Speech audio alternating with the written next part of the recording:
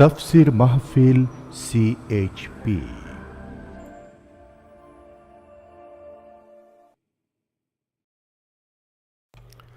আসসালামু আলাইকুম। তাফসীরুল কোরআন মাহফিল চট্টগ্রাম 1995। 5 দিনব্যাপী ঐতিহাসিক তাফসীরুল কোরআন মাহফিলের প্রথম দিনে এখন বক্তব্য রাখছেন আল্লামা দেলাওয়ার হোসাইন সাঈদী। শব্দধারণ মাহসিন সাউন্ড সিস্টেম, প্রযোজনায় সিএইচপি, পরিবেশনায় স্পন্দন অডিও ভিজুয়াল সেন্টার।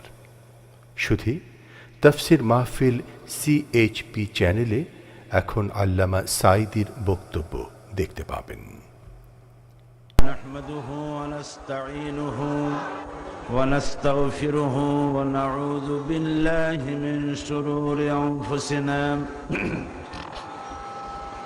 ওয়া মিন সাইয়্যাতি আ'মালিনা মান ইয়াহদিল্লাহু ফালা মুদিল্লা লাহু ওয়া মান ইউদ্লিলহু ফালা হাদিয়া লাহু ونشهد أن لا إله إلا الله وحده لا شريك له ونشهد أن سيدنا وحبيبنا ومولانا محمدا عبده ورسوله الذي أرسله بالحق بشيرا ونذيرا وداعيا إلى الله بإذنه وسراجا منيرا. فقد قال الله تعالى في كلامه المجيد وفرقانه الحميد: أعوذ بالله من الشيطان الرجيم. بسم الله الرحمن الرحيم. إن الله وملائكته يصلون على النبي يا أيها الذين آمنوا صلوا عليه وسلموا تسليما. اللهم صل على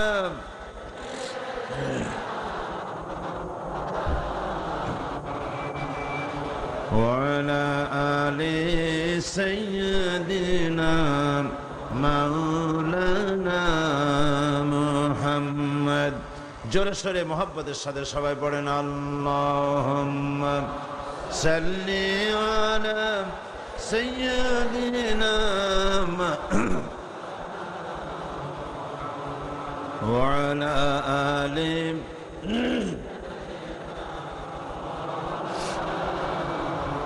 বালাগাল উলা বিকামালিহি كشف الدجى بجماله حسنت جميع خصاله صلوا عليه.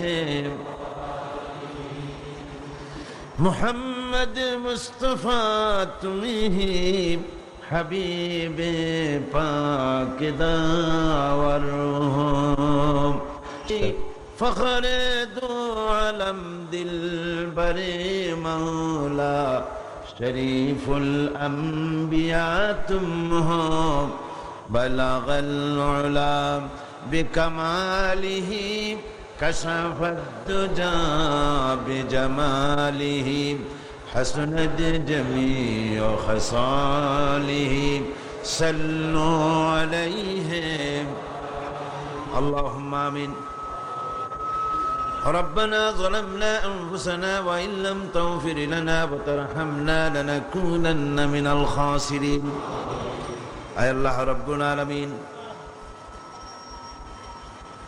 চট্টগ্রাম তাফসীরুল কোরআন মাহফিল বিগত 16 বছর ধরে এই ময়দানে, এই শহরে অনুষ্ঠিত হচ্ছে। আজকের এই সপ্তাদশ বর্ষের প্রথম দিনে, 5 দিন ব্যাপী মাহফিলের প্রথম দিনে কয়েকবার দরুদ ও সালাম পড়ে তোমার দরবারে হাত তুলেছি। মেহেরবানি করে দরুদ ও সালাম টুকুন সোনার মদিনায় নবী পাকের রওজা মোবারকে পৌঁছে দাও। তাম পৃথিবীর মাটির নিচে যত মুমিন ও মুমিনাত শুয়ে আছেন তাদের আরওয়ার পরে সওয়াব পৌঁছিয়ে দাও রব্বুল আলামিন। এ মাহফিলের আয়োজন যারা করেছেন আর শোনার জন্য যারা এসেছেন, কিয়ামতের দিন মুসিবতের সময় এ মাহফিল আমাদের সকলের জন্য নাজাতের ওসিলা বানিয়ে দিও আল্লাহ। ইয়া রব करम तू अगर करे वो बात दे जुबान को जो दिल पर असर करे। रब्बना तक़ब्बल मिन्ना इन्नका अंतस समीउल अलीम व तुब अलैना इन्नका अंतत तव्वाबुर रहीम। सुब्हान रब्बिका रब्बिल इज्जति अम्मा यसिफून व सलामुन अलल मुरसलीन अल्हम्दुलिल्लाहि रब्बिल आलमीन। मोहतरम जनाब साहिब सदर,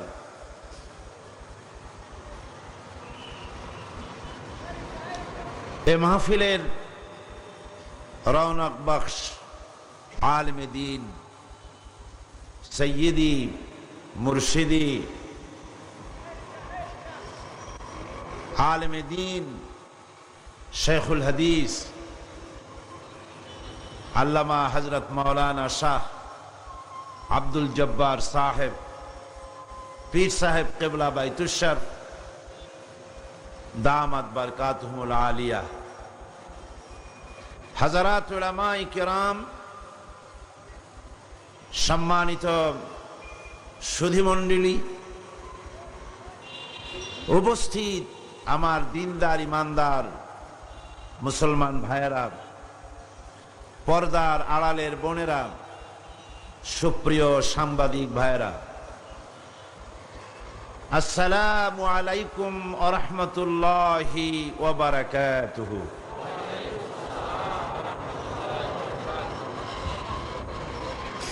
महान अल्लाह सुब्हानहु व तआलार दरबारे लाखों कोटी शुक्रिया आदाय करी जे महान अल्लाह तबारक व तआला इस्लामी समाज कल्याण परिषद चट्टग्राम कर्तृक आयोजित तादेर वार्षिक तफसिरुल कुरान महफिल जा विगत 16 बछर पार हुए एबारे 17 वर्षे पदार्पण करेছে।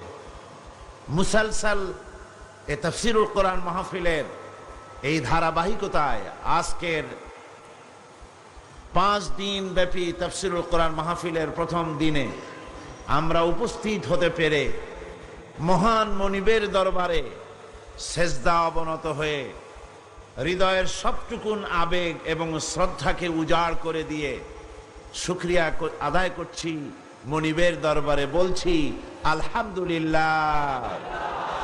मोहब्बतेर साथे जोरे सोरे सबाई पड़ेन अल्हम्दुलिल्लाह। रब्बाना लाकाल हाम्द हामदान कासीरान तय्यिबान मुबारकान फीहि या रब्बी लाकाल हाम्दु कमा यंबगी लिजलाली वजहिका वाज़ीम सुल्तानिका।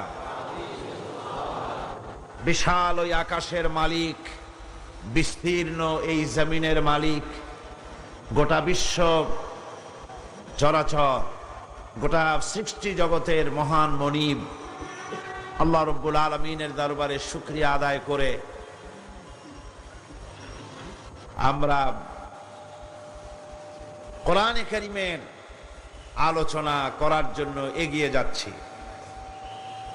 আজকে এমন এক সময় কোরআনে কারীমের তাফসীরের মাহফিলে আমরা বসেছি যখন গোটা পৃথিবী একটা আগ্নেয়গিরির মতো বিস্ফোরণ উন্মুখ হয়ে আছে। সেই বিস্ফোরণ উন্মুখ আগ্নেয়গিরির জ্বালামুখে বসে আমরা যেন বলতে গেলে এরকমই মনে হয় যে জাহান্নামের ভেতরে বসে ফুলের হাসি হাসতেছি। গোটা বিশ্ব আজ এক জাহান্নামের বিভীষিকায় পরিণত হয়েছে। পৃথিবীর যেদিকে তাকায় সেদিকেই অন্যায়, অসত্য, অবিচার, মানবাধিকার আজ ভুলণ্ঠিত। মানুষের অধিকার বলতে আজ আর কোনো জিনিস নাই। যারা ছোট বড়দের নিষ্পেষণে, নির্যাতনে তাদের বেঁচে থাকার অধিকারটুকুন তারা হারিয়ে ফেলছে। আজ যেদিকেই লক্ষ্য করি সেদিকেই দেখতে পাচ্ছি মানুষেরা হাহাকার করছে। বসনিয়ার মুসলমানগুলিকে সার্বীয়রা চতুর্দিক থেকে ঘিরে ফেলে তাদেরকে মেরে মেরে শেষ করে দিচ্ছে। রাশিয়ার শ্বেত ভল্লুকেরা চেচনিয়ার মুসলমানদেরকে মারার জন্য বন্য হায়নার মতো তাদের দন্ত নখরগুলি বের করে চতুর্দিক থেকে তাদের উপরে হামলা চালিয়েছে। কাশ্মীরের মুসলমানগুলি মসজিদের ভেতরে নামাজ পড়া সেজদারত অবস্থায় ভারতের জালিম সরকার তাদের সৈন্য দিয়ে গুলি করে পাখির মতো মুসলমানদেরকে শেষ করে ফেলছে। বার্মা, ফিলিপিন, প্যালেস্টাইন, আলজেরিয়া সর্বত্রই একই দৃশ্যের অবতারণা ঘটছে। কিন্তু মাবুদের অফুরন্ত মেহেরবানি, বিশ্বজুড়ে ইহুদি, নাসারা, নাস্তিক, মোরতাদ তাদের এ সমস্ত প্রচন্ড সর্বাধুনিক অস্ত্রের মোকাবেলায় মুসলমানেরা আজ খালি হাতে শুধু আল্লাহর উপরে ভরসা করে লড়ে যাচ্ছে। চেচনিয়ার প্রেসিডেন্ট দুদায়েভ বলেছেন, রাশিয়ার সৈন্যদেরকে আমাদের দেশে প্রবেশ করলে পরে লাশ করে কফিন বানিয়ে ফেরত পাঠিয়ে দেব। তারা আল্লাহর কাছে প্রার্থনা করছে, তাদের কাছে আজ অস্ত্র নাই, তারা শুধু ইমানের উপরে ভরসা করে লড়াই করছে। বসনিয়ার একই দশা। সুতরাং আজ যারা মানবাধিকারের প্রবক্তা, গণতন্ত্রের প্রবক্তা, গণতন্ত্রের ঠিকাদার, মানবাধিকারের ঠিকাদার এজেন্সি যারা নিয়েছে পৃথিবীতে, তারা আজ চুপ করে বসে আছে, তাদের মুখে কোনো কথা নাই। আমাদের দেশের বুদ্ধিজীবী নামধারী এক শ্রেণীর লোক যারা কথায় কথায় বিবৃতির তুবড়ি ছড়ান, আজ পৃথিবীতে মুসলমানেরা তাদের ইজ্জত সম্ভ্রম বিনষ্ট হচ্ছে, এ ব্যাপারে একটি বিবৃতিও তারা দিতে পারছেন না। আজকে আমেরিকা জাতিসংঘের মাধ্যমে গোটা পৃথিবীকে শোষণ এবং নির্যাতন করে গোটা বিশ্বকে ভেঙে চুরে চুরমার করে দিচ্ছে, পৃথিবীর ঐক্যকে বিনষ্ট করছে। আজ দুনিয়াকে ধ্বংস করার জন্য আনপ্যারালাল পাওয়ার হিসেবে আমেরিকা পৃথিবীর সামনে সবচাইতে মানবতা বিধ্বংসী শত্রু হিসেবে, শক্তি হিসেবে মাথা উঁচু করে দাঁড়িয়েছে। কিন্তু আজ এই পৃথিবীর আগ্নেয়গিরিসম বিস্ফোরণ উন্মুখ পৃথিবীর উপরে বাংলাদেশের এ জমিনে বসে আমরা কোরআনকে সামনে রেখে এই ঘোষণা করতে চাই, রাশিয়া যেভাবে আফগানের ভিতরে ঢুকেছিল, আফগানকে টুকরা টুকরা করে পৃথিবীর মানচিত্র থেকে মুছে ফেলে দেওয়ার নিয়ত করে আল্লাহ পাক আফগানকে টিকিয়ে রেখেছেন, আর রাশিয়া নামক সোভিয়েত ইউনিয়ন নামক দেশটিকে বিনা যুদ্ধে, বিনা রক্তপাতে পৃথিবীর মানচিত্র থেকে মুছে ফেলে দিয়েছেন। সেই আল্লাহ রাব্বুল আলামিন চেচনিয়ার উপরে যে অত্যাচার তারা করছে, এর প্রতিশোধ, এর যে কাজ তারা করছে, এর জন্য আল্লাহর শাস্তি তাকে ভোগ করতেই হবে, এতে কোনো সন্দেহ নাই। আমার বন্ধুগণ, আজ পৃথিবীর বুকে আমরা কোরআনে কারীমের কথা বলার জন্য এসেছি আপনাদের সামনে। পৃথিবীতে আর শান্তি কোথাও নাই, শান্তি শেষ হয়ে গিয়েছে। যে পাশ্চাত্যে শান্তির কথা বলা হয়, সেই পাশ্চাত্য থেকে শান্তি তো বিদায় হয়েছে অনেক আগে।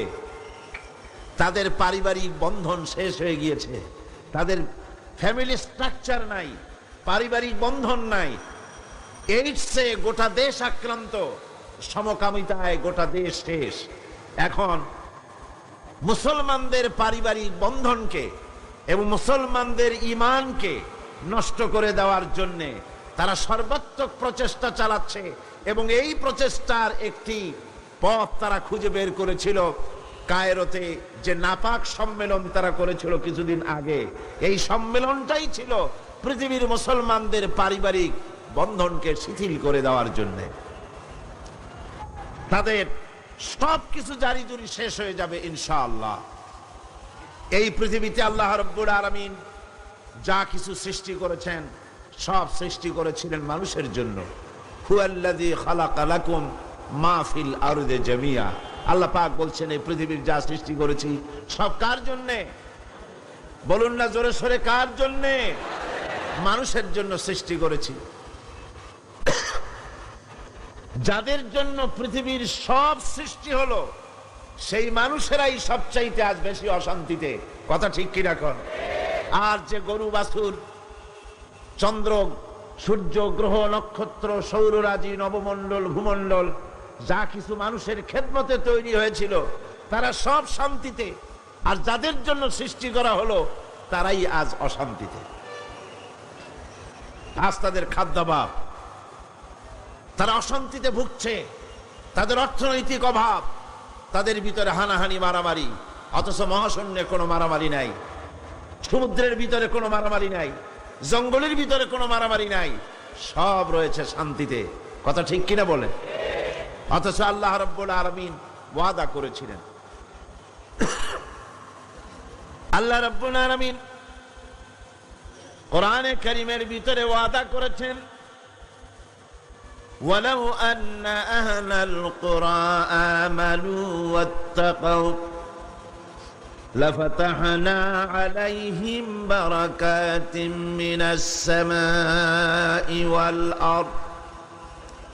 আল্লাহ পাক বলেন, দেশের লোকেরা, জনপদের লোকেরা যদি আমার উপরে ঈমান আনে আর আমাকে ভয় করার নীতি যদি অবলম্বন করে চলে, তাহলে ওই জনপদ, ওই দেশের মানুষের জন্য আকাশ আর জমিনের সব বরকতের দরজাগুলি আমি আল্লাহ রাব্বুল আলামিন খুলে দেব। বরকতের সমস্ত দরজাগুলি আকাশ আর জমিনের আমি তাদের জন্য খুলে দেব। এই ওয়াদা ছিল আল্লাহ সুবহানাহু ওয়া তাআলা পৃথিবীর মানুষের জন্য। আজ পৃথিবীতে যদি আমরা লাঞ্ছিত হয়ে থাকি, পৃথিবীতে যদি আমরা পদদলিত হয়ে থাকি, আজ যদি আমরা নিগৃহীত এবং নির্যাতিত হয়ে থাকি, তার একমাত্র কারণ হচ্ছে আমরা ঈমানকে ভুলে গিয়েছি, আমরা কোরআনকে ভুলে গিয়েছি। যে কথা আমার আগে বিশিষ্ট আলেমে দ্বীন মুফাসসির কোরআন অধ্যাপক মাওলানা রুহুল আমিন মাদ্দাজিল্লাহুল আলী আপনাদের সামনে যে কথা বলেছিলেন, যে কোরআনের কথা, এই কোরআনে কারীমের সঙ্গে যদি আমাদের সম্পর্ক থাকতো, এই কোরআনের অনুসরণ অনুকরণ যদি আমাদের বাস্তব জীবনে থাকতো, তাহলে আজকের পরিস্থিতি সৃষ্টি হতো না। তাই আমি প্রায় বলে থাকি যে কোরআন তো নাজিল হয়েছিল পৃথিবীর মানুষের শান্তির জন্য, আর আজ মনে হয় কোরআন যাদের কাছে থাকবে তারাই হবে পৃথিবীর ভিতরে নির্যাতিত, নিগৃহীত, লাঞ্ছিত। কি বলেন? এটাই মনে হয় না? অথচ আল্লাহ পাক কোরআন শরীফের মধ্যে বলছেন, তাহা মা আনজালনা আলাইকাল কুরআন লিতাশকা। আল্লাহ পাক বলেন, হে নবী, আমি কোরআন আপনার প্রতি এই জন্য অবতীর্ণ করি নাই যে কোরআন আপনাকে ভাগ্যাহত করবে, কোরআন আপনাকে ভাগ্য বিপর্জিত করবে, আপনি হতভাগ্য হয়ে যাবেন। কোরআন এই জন্য নাজিল করা হয় নাই। কোরআন অবতীর্ণ করা হয়েছিল এই কারণে যে কোরআন যারা মানবে, কোরআন যারা অনুসরণ করবে, তারাই পৃথিবীকে ডমিনেট করবে, পৃথিবীকে শাসন করবে। তারা তাদের ভাগ্যের সিতারা, ভাগ্যের তারকা চমকাতে থাকবে, দুনিয়ার ভিতরে তারাই শ্রেষ্ঠ জাতিতে পরিণত হয়ে যাবে। এটাই ছিল আল্লাহ রাব্বুল আলামিনের কোরআন নাজিলের উদ্দেশ্য। আর সবচাইতে যে বড় অভাব আমাদের ভিতরে, সেই অভাবটা হচ্ছে ঈমানের। আমরা কোরআনের উপরে, আল্লাহর উপরে, রাসূলের উপরে যে ঈমান এনেছি আমরা বলি, তার যথার্থতা আমাদের বাস্তব জীবনে প্রতিফলিত হয় না। যে মুসলমানের কথা কোরআন শরীফে বলা হয়েছে, 10 জন যদি হয় ইমানদার, সাবের, মুত্তাকি, তাহলে 100 কাফেরের উপরে আমি বিজয়ী করব, আল্লাহ পাক বলেছে। যে আল্লাহ পাক যে মুমিনদের সম্পর্কে বলেছে 100 যদি হয় এভাবে ইমানদার, সাবের, মুত্তাকি, তাহলে 1000 কাফেরের উপরে আমি তাদেরকে বিজয়ী করব। যে আল্লাহ পাক কোরআন সম্পর্কে, মুসলমান সম্পর্কে এই কথা বলেছিলেন, সেই মুসলমানদের আজকের বড় অভাবটা সৃষ্টি হয়েছে ঈমান না থাকার কারণে। ঈমান আছে আমরা দাবি করি, কিন্তু আসলে ঈমান কি হওয়া উচিত, ঈমানের রূপটা কেমন হওয়া উচিত, যার অভাবে বিশ্বব্যাপী আজ মুসলমানেরা মার খাচ্ছে। বর্তমান পৃথিবীর এই প্রেক্ষাপটে আমি চিন্তা করেছি ঈমানের উপরেই বিশদ আলোচনা হওয়া প্রয়োজন। যেহেতু ঈমানটাই, আমরা অনেক ঈমানের গুরুত্ব বুঝি নাই, ঈমানের পরিচয় জানি না, তাওহীদ এবং শিরকের পার্থক্য বুঝি না, কোরআন হাদিস মানার নামে শুধু মানি মুখে, বাস্তব জীবনে তার প্রতিফলন ঘটাই না, যার কারণে এই দুরবস্থা ঘটেছে। সেজন্যে আমি সিদ্ধান্ত নিয়েছি এই 5 দিন আমি ইনশাআল্লাহ, আল্লাহ পাক যদি তৌফিক দেন, তাহলে ঈমানের উপরেই কথা বলবো। ধীরে ধীরে আস্তে আস্তে করে প্রতিদিন এক একটি ঈমানের এক একটি অধ্যায়ের উপরে আলোচনা করব, যাতে করে আল্লাহ পাক ঈমানটা আমাদেরকে বোঝার তৌফিক দেন এবং ঈমানের উপরে টিকে থাকার তৌফিক দেন, আর ঈমান নিয়ে কবরে যাওয়ার তৌফিক দেন। ঈমানের সমৃদ্ধ সিনা নিয়ে যেন কিয়ামতে আল্লাহর দরবারে আমরা উঠতে পারি, এ তৌফিক যেন আল্লাহ সুবহানাহু ওয়া তাআলা আমাদেরকে দান করে দেন। আমরা সবাই বলি আমিন। আমি যেখান থেকে আপনাদের সামনে আলোচনা করতে চাই, আসুন শুরু করা যায়।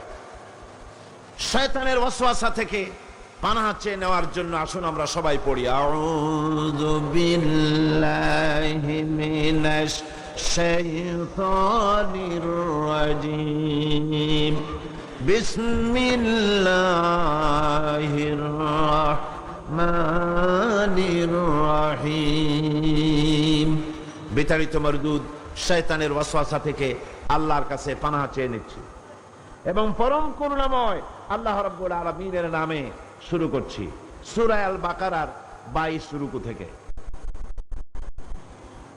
লাইসাল বিররা আন তুওয়াল্লু ওয়ুজুহাকুম কিবালাল মাশরিকি ওয়াল মাগরিবি ওয়ালাকিন্নাল বিররা মান آمن بالله واليوم الآخر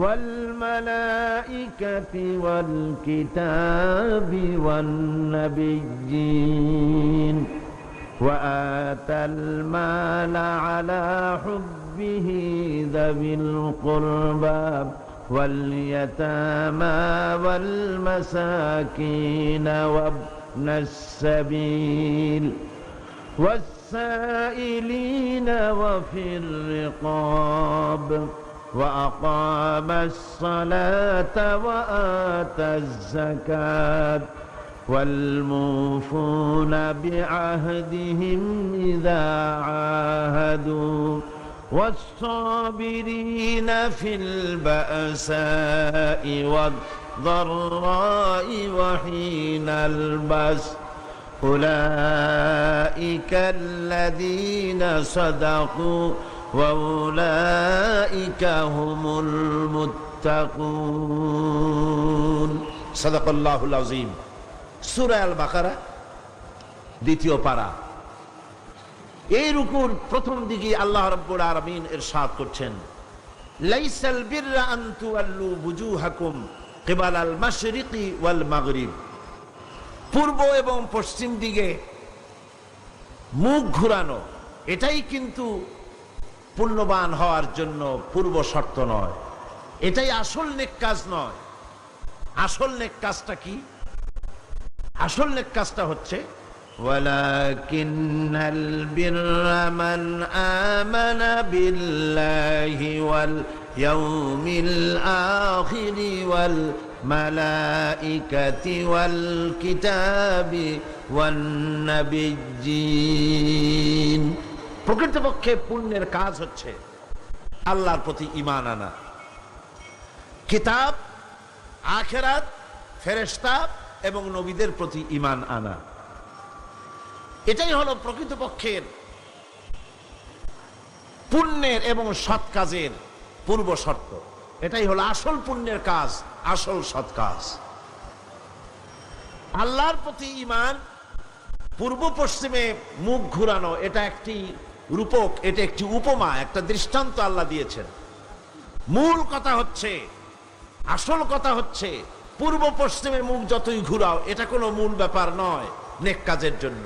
নেক কাজের মূল ব্যাপারটাই হলো আল্লাহর প্রতি ঈমান আনা।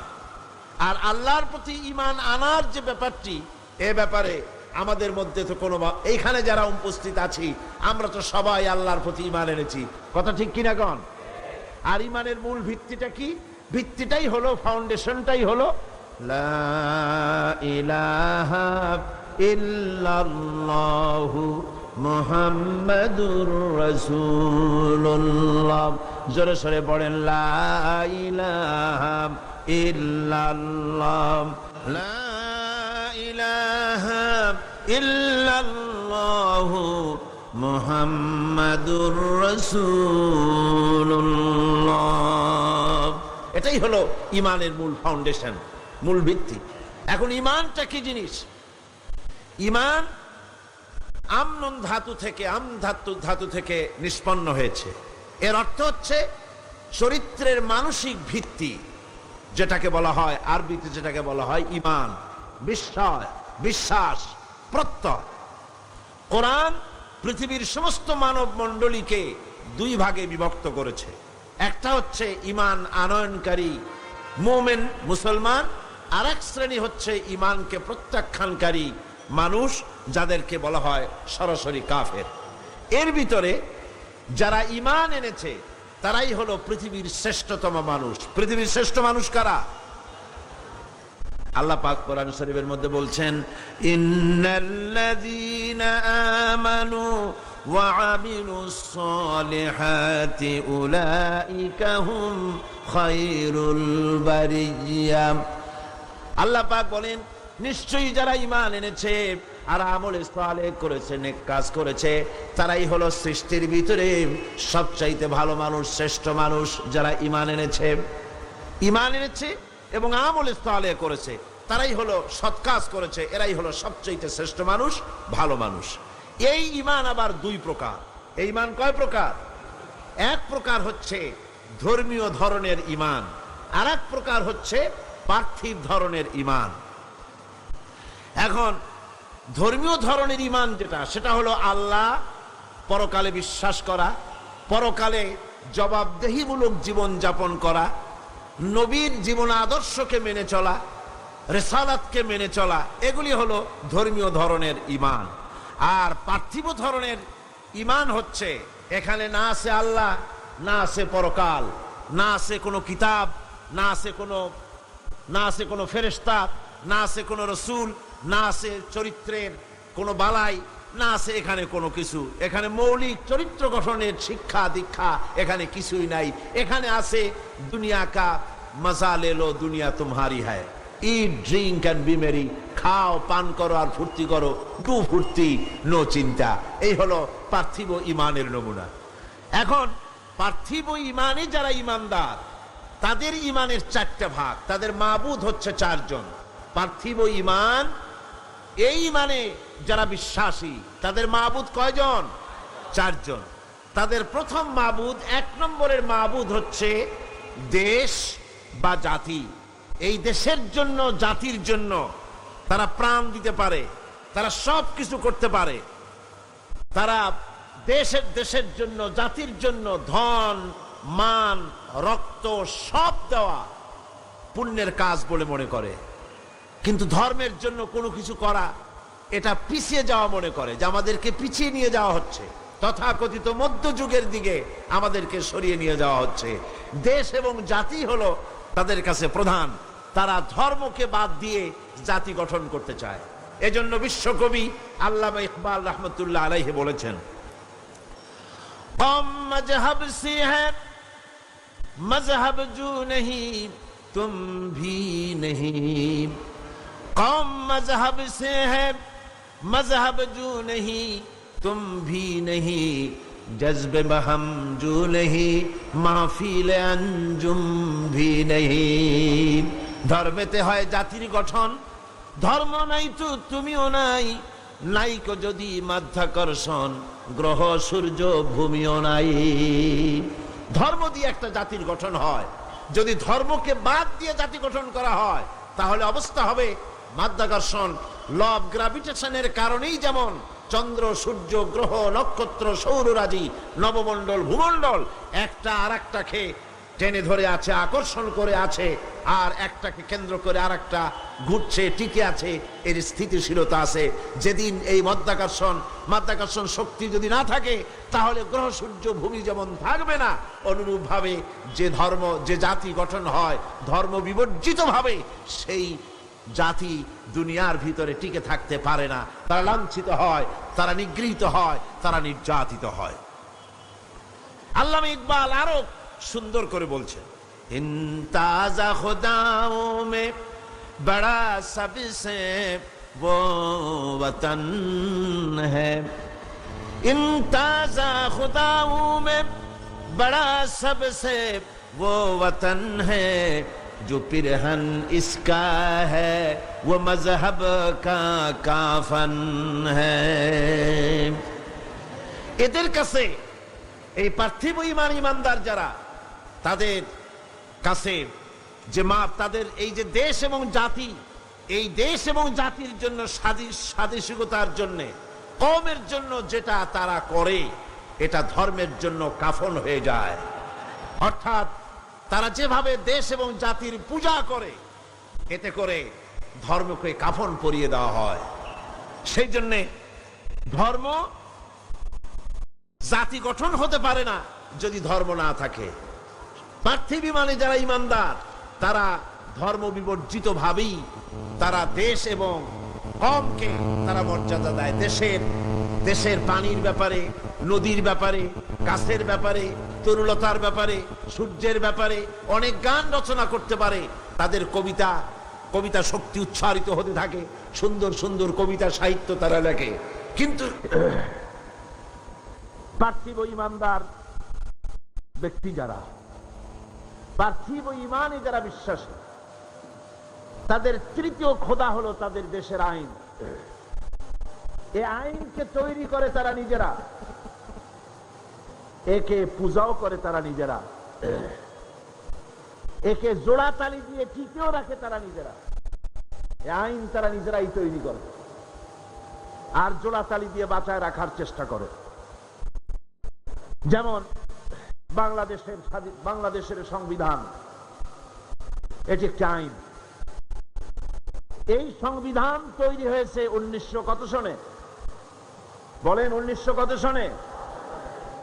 1972 সালে বাংলাদেশের সংবিধান তৈরি হলো। আর আজ হলো 1994 সনের 26শে ডিসেম্বর। কত বছর হলো? ভুলে গেছেন নিজের দেশের স্বাধীনতার কথা। কত? 22 বছর। 1972 থেকে শুরু করে 1994 এই ডিসেম্বর পর্যন্ত বাংলাদেশের সংবিধান কতবার জোড়াতালি দেওয়া হয়েছে বলেন? তাও জানেন না মনে হয়? 12 বার। 12 বার বাংলাদেশের সংবিধানকে অ্যামেন্ডমেন্ট করা হয়েছে, জোড়াতালি দেওয়া হয়েছে, সংযোজন করা হয়েছে। এই আইন তৈরি করে তারা, জোড়াতালি দিয়ে বাঁচায়ও রাখে তারা। আমি বলে থাকি, যদি এই রেটে, এই রেশিও অনুযায়ী যদি জোড়াতালি দেওয়া চলতে থাকে, প্রতি 22 বছরে 12 বার অ্যামেন্ডমেন্ট করা হবে, তাহলে 70-80 বছর যেতে না যেতে এই সংবিধানের অরিজিনালিটি থাকবে। কম্বলের লোম বাঁচতে বাঁচতে আসল কম্বলের অস্তিত্বই শেষ হয়ে যাবে। এবার আপনারা বলেন, কোরআন শরীফ আল্লাহর এক সংবিধান। এই কোরআন শরীফটা কি? আল্লাহর এক সংবিধান। নাজিল হয়েছে কতদিন? 1400 বছর। এই দীর্ঘ 1500 বছরের মতো পার হয়ে গেল, কোরআনে কারিমের ভিতরে জোড়াতালি দেওয়া, অ্যামেন্ডমেন্ট করার প্রয়োজনীয়তা দেখা দিয়েছে কতবার? আর যারা জবাব দিলেন না তাদের মনে বুঝি সন্দেহ আছে? কতবার হয়েছে? ভবিষ্যতে হওয়ার কোনো সম্ভাবনা আছে? নাই। কারণ এই সংবিধানটা আল্লাহর তৈরি। এটা কার তৈরি? আল্লাহ পাকের তৈরি। মানুষ যে সংবিধান তৈরি করে, যে আইন তৈরি করে, সেটা করে নিজস্ব জ্ঞান দিয়ে। আর মানুষের নিজস্ব জ্ঞান হচ্ছে সীমিত জ্ঞান। এ জ্ঞানে অতীত সে ভুলে যায়, ভবিষ্যৎ সে জানে না, বর্তমান সম্পর্কে সিদ্ধান্ত নিতে গিয়ে সে ভুল করে। কিন্তু আল্লাহ রাব্বুল আলামিন তিনি এমন এক সত্তা যার কাছে অতীত কাল বলে কোনো কাল নাই, যার কাছে ভবিষ্যৎ কাল বলে কোনো কাল। আল্লাহর কাছে সবটা কাল কি? বলেন না, সবটা কাল কি? বর্তমান। সুতরাং বর্তমানের উপরে ভিত্তি করে যে আল্লাহ পাক আইনের কিতাব রচনা করেছেন, তার ভিতরে পরিবর্তনের প্রয়োজন কিয়ামতের এপাশে পরিবর্তন প্রয়োজন দেখা দিবে না। কোন আলহামদুলিল্লাহ। এই জন্য কোরআন শরীফ বলছে, রাসূল করিম সাল্লাল্লাহু আলাইহি ওয়াসাল্লামের কাছে তারা বলতো, ইয়াকুলুনা হাল লানা মিনাল আমরি মিন শাই। তারা বলতো, হে নবী, আইন প্রণয়নের ব্যাপারে আমাদের কোনো অধিকার আছে কিনা, আমরা একটু অংশ নিতে পারি কিনা? আল্লাহ পাক জবাবে বললেন, কুল ইন্নাল আমরা কুল্লুহু লিল্লাহ। বলে দাও, আইন প্রণয়নের ব্যাপারে, হুকুম পরিচালনার ব্যাপারে সত্তা এখতিয়ার কেবলমাত্র কার? জোরে সরে বলেন, কার? আল্লাহ পাক। কারণ এই পৃথিবীতে মানুষের কাছে আইন তৈরি করার মতো একটা গুরুত্বপূর্ণ বিষয় মানুষের হাতে ছেড়ে দেওয়া যায় না। ওই মানুষের হাতে যারা স্বার্থপরতায় ভোগে, যাদের মন সংকীর্ণ, যারা সামান্য জিনিস নিয়ে স্বার্থপরতায় ভোগে, তারা এত বড় কাজ করতে পারে না। যদি আইন তৈরি করার দায়িত্ব তাদের দেওয়া হয়, তাহলে সর্বপ্রথম তারা আইন তৈরি করবে নিজেদের ভাষার স্বার্থে, দলের স্বার্থে, দেশের স্বার্থে, অঞ্চলের স্বার্থে, তারপরে করবে অন্য মানুষের জন্য। দেখেন, পৃথিবীতে সবচাইতে এসেনশিয়াল জিনিসগুলো এই জন্য আল্লাহ পাক নিজের হাতে রেখে দিয়েছে। যেমন পানি, অক্সিজেন, বাতাস, এগুলি আল্লাহ নিজের হাতে রেখেছে। কারণ মানুষ তো আল্লাহ সৃষ্টি করেছেন, আল্লাহ জানেন এদের দুর্বলতা কোথায়। এরা মোটে সুযোগ পায় না, সুযোগ একটু পেলেই বলে ভাতে মারবো, পানিতে মারবো।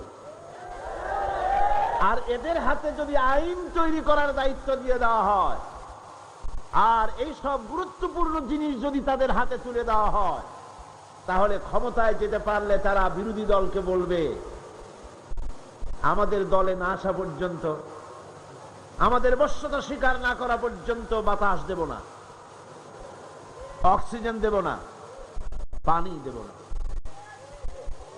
এই জন্যে সবচাইতে গুরুত্বপূর্ণ জিনিসগুলি আল্লাহ তার নিজের হাতে রেখেছেন। এই পৃথিবীতে পানি, আগুন, বাতাস, অক্সিজেন যেমন গুরুত্বপূর্ণ, এর থেকে কম গুরুত্বপূর্ণ নয় পৃথিবীর মানুষের জন্য একটি সার্বজনীন আইন।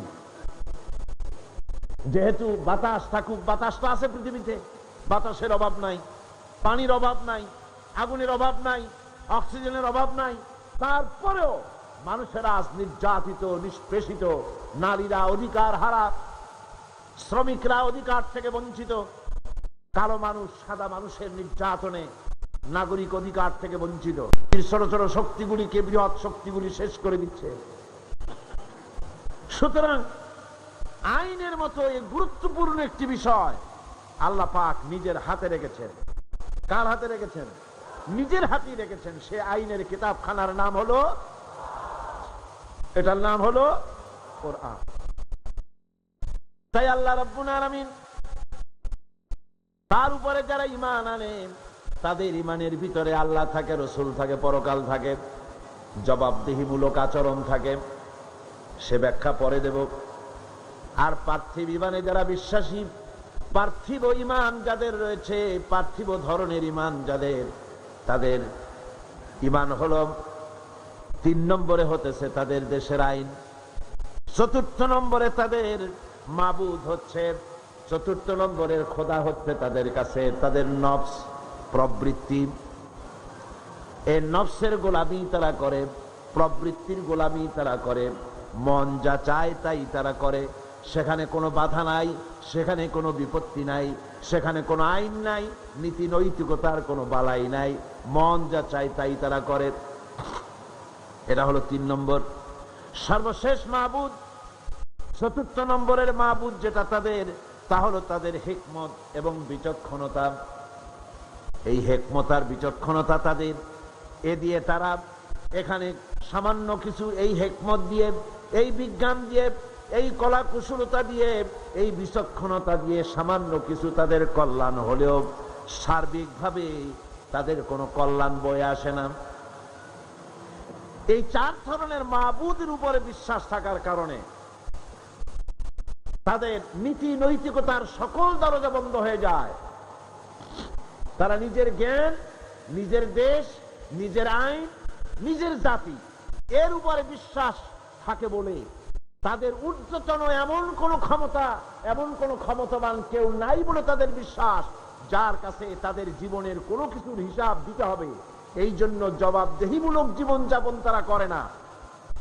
আর করে না বলেই সেখানে সন্ত্রাস, হানাহানি, জেনা, ব্যভিচার, সমকামিতা, শয়তানি, বদমাশি, লুটতরাজি, এমন কোনো কাজ নাই যা সেসব দেশে হয় না। আপনারা বলেন, যদি আল্লাহ বলে কেউ আছেন এ কথা যদি বিশ্বাস করে আর তার কাছে জবাবদিহি করতে হবে এ কথা যদি বিশ্বাস করে, তাহলে কি পারে পুরুষ পুরুষকে বিয়ে করতে? আবহমান কাল থেকে এই পৃথিবীর মানুষের খাওয়া পড়া যেমন একটি চাহিদা, পেশাব পায়খানা যেমন একটি চাহিদা, যৌনতাও তেমন তার একটি চাহিদা। এই যৌন চাহিদাকে মেটাবার জন্য ইসলাম পবিত্রতম ব্যবস্থা করেছে, সেটা হলো বৈবাহিক ব্যবস্থা। আর সেই বিবাহ চিরকাল পুরুষরা মেয়ে লোককে করেছে, মেয়েরা পুরুষকে করেছে। কথা ঠিক কিনা কন? এই অবস্থার আমূল পরিবর্তন আজ পাশ্চাত্যে এনে ফেলেছে। তারা সেখানে আজ পুরুষকে পুরুষেরা বিয়ে করতেছে, মেয়ে লোকেরা মেয়ে লোকদের বিয়ে করছে। আমাদের দেশে আপনারা চিন্তা করেন, যে কাজটা আমেরিকা করছে, যে কাজটা ইউরোপ করছে, আমাদের দেশে মানুষ বলবো না, কুত্তায়ও কি এমন কাজ করে? আর যারা জবাব দিলেন না তাদের এলাকায় বুঝি করে। আমাদের দেশে শুকরেও কি এমন কাজটি করে? করে না। এ কাজটি শুকরে করে না, গাধায় করে না, বলদে করে না, গরুতে করে না, কুত্তায় করে না। এ কাজটি তারা করছে। আর এই কাজের জন্য আল্লাহ পাক তাদেরকে অভিশাপও দিয়েছেন। আল্লাহ পাক তাদের বড় শাস্তি দিয়েছেন, বড় রকমের শাস্তি। সে শাস্তির নাম কি? আমাদের দেশে এই এইডসকে প্রতিরোধ করবার জন্য বিজ্ঞাপন দেওয়া হয় রেডিও, টিভিতে। সেই সব লোকদের মাধ্যমেই প্রচারটা করানো হয় যাদের মাধ্যমে এগুলি বেশি ছড়ায়। চিকিৎসা বিজ্ঞানীরা বলেছেন এই মহাপাপ থেকে বাঁচার একমাত্র উপায় হচ্ছে ধর্মীয় অনুশীলন, ধর্মের অনুসারী হওয়া। এছাড়া এই পাপ থেকে বাঁচার আর কোন উপায় নাই। দুনিয়ায় যত রোগ আছে, এ রোগ হলে পরে তো বাঁচার সম্ভাবনা থাকে। ডাক্তার চিকিৎসা করবে, আজ মানে বাঁচার একটা সম্ভাবনা থাকে।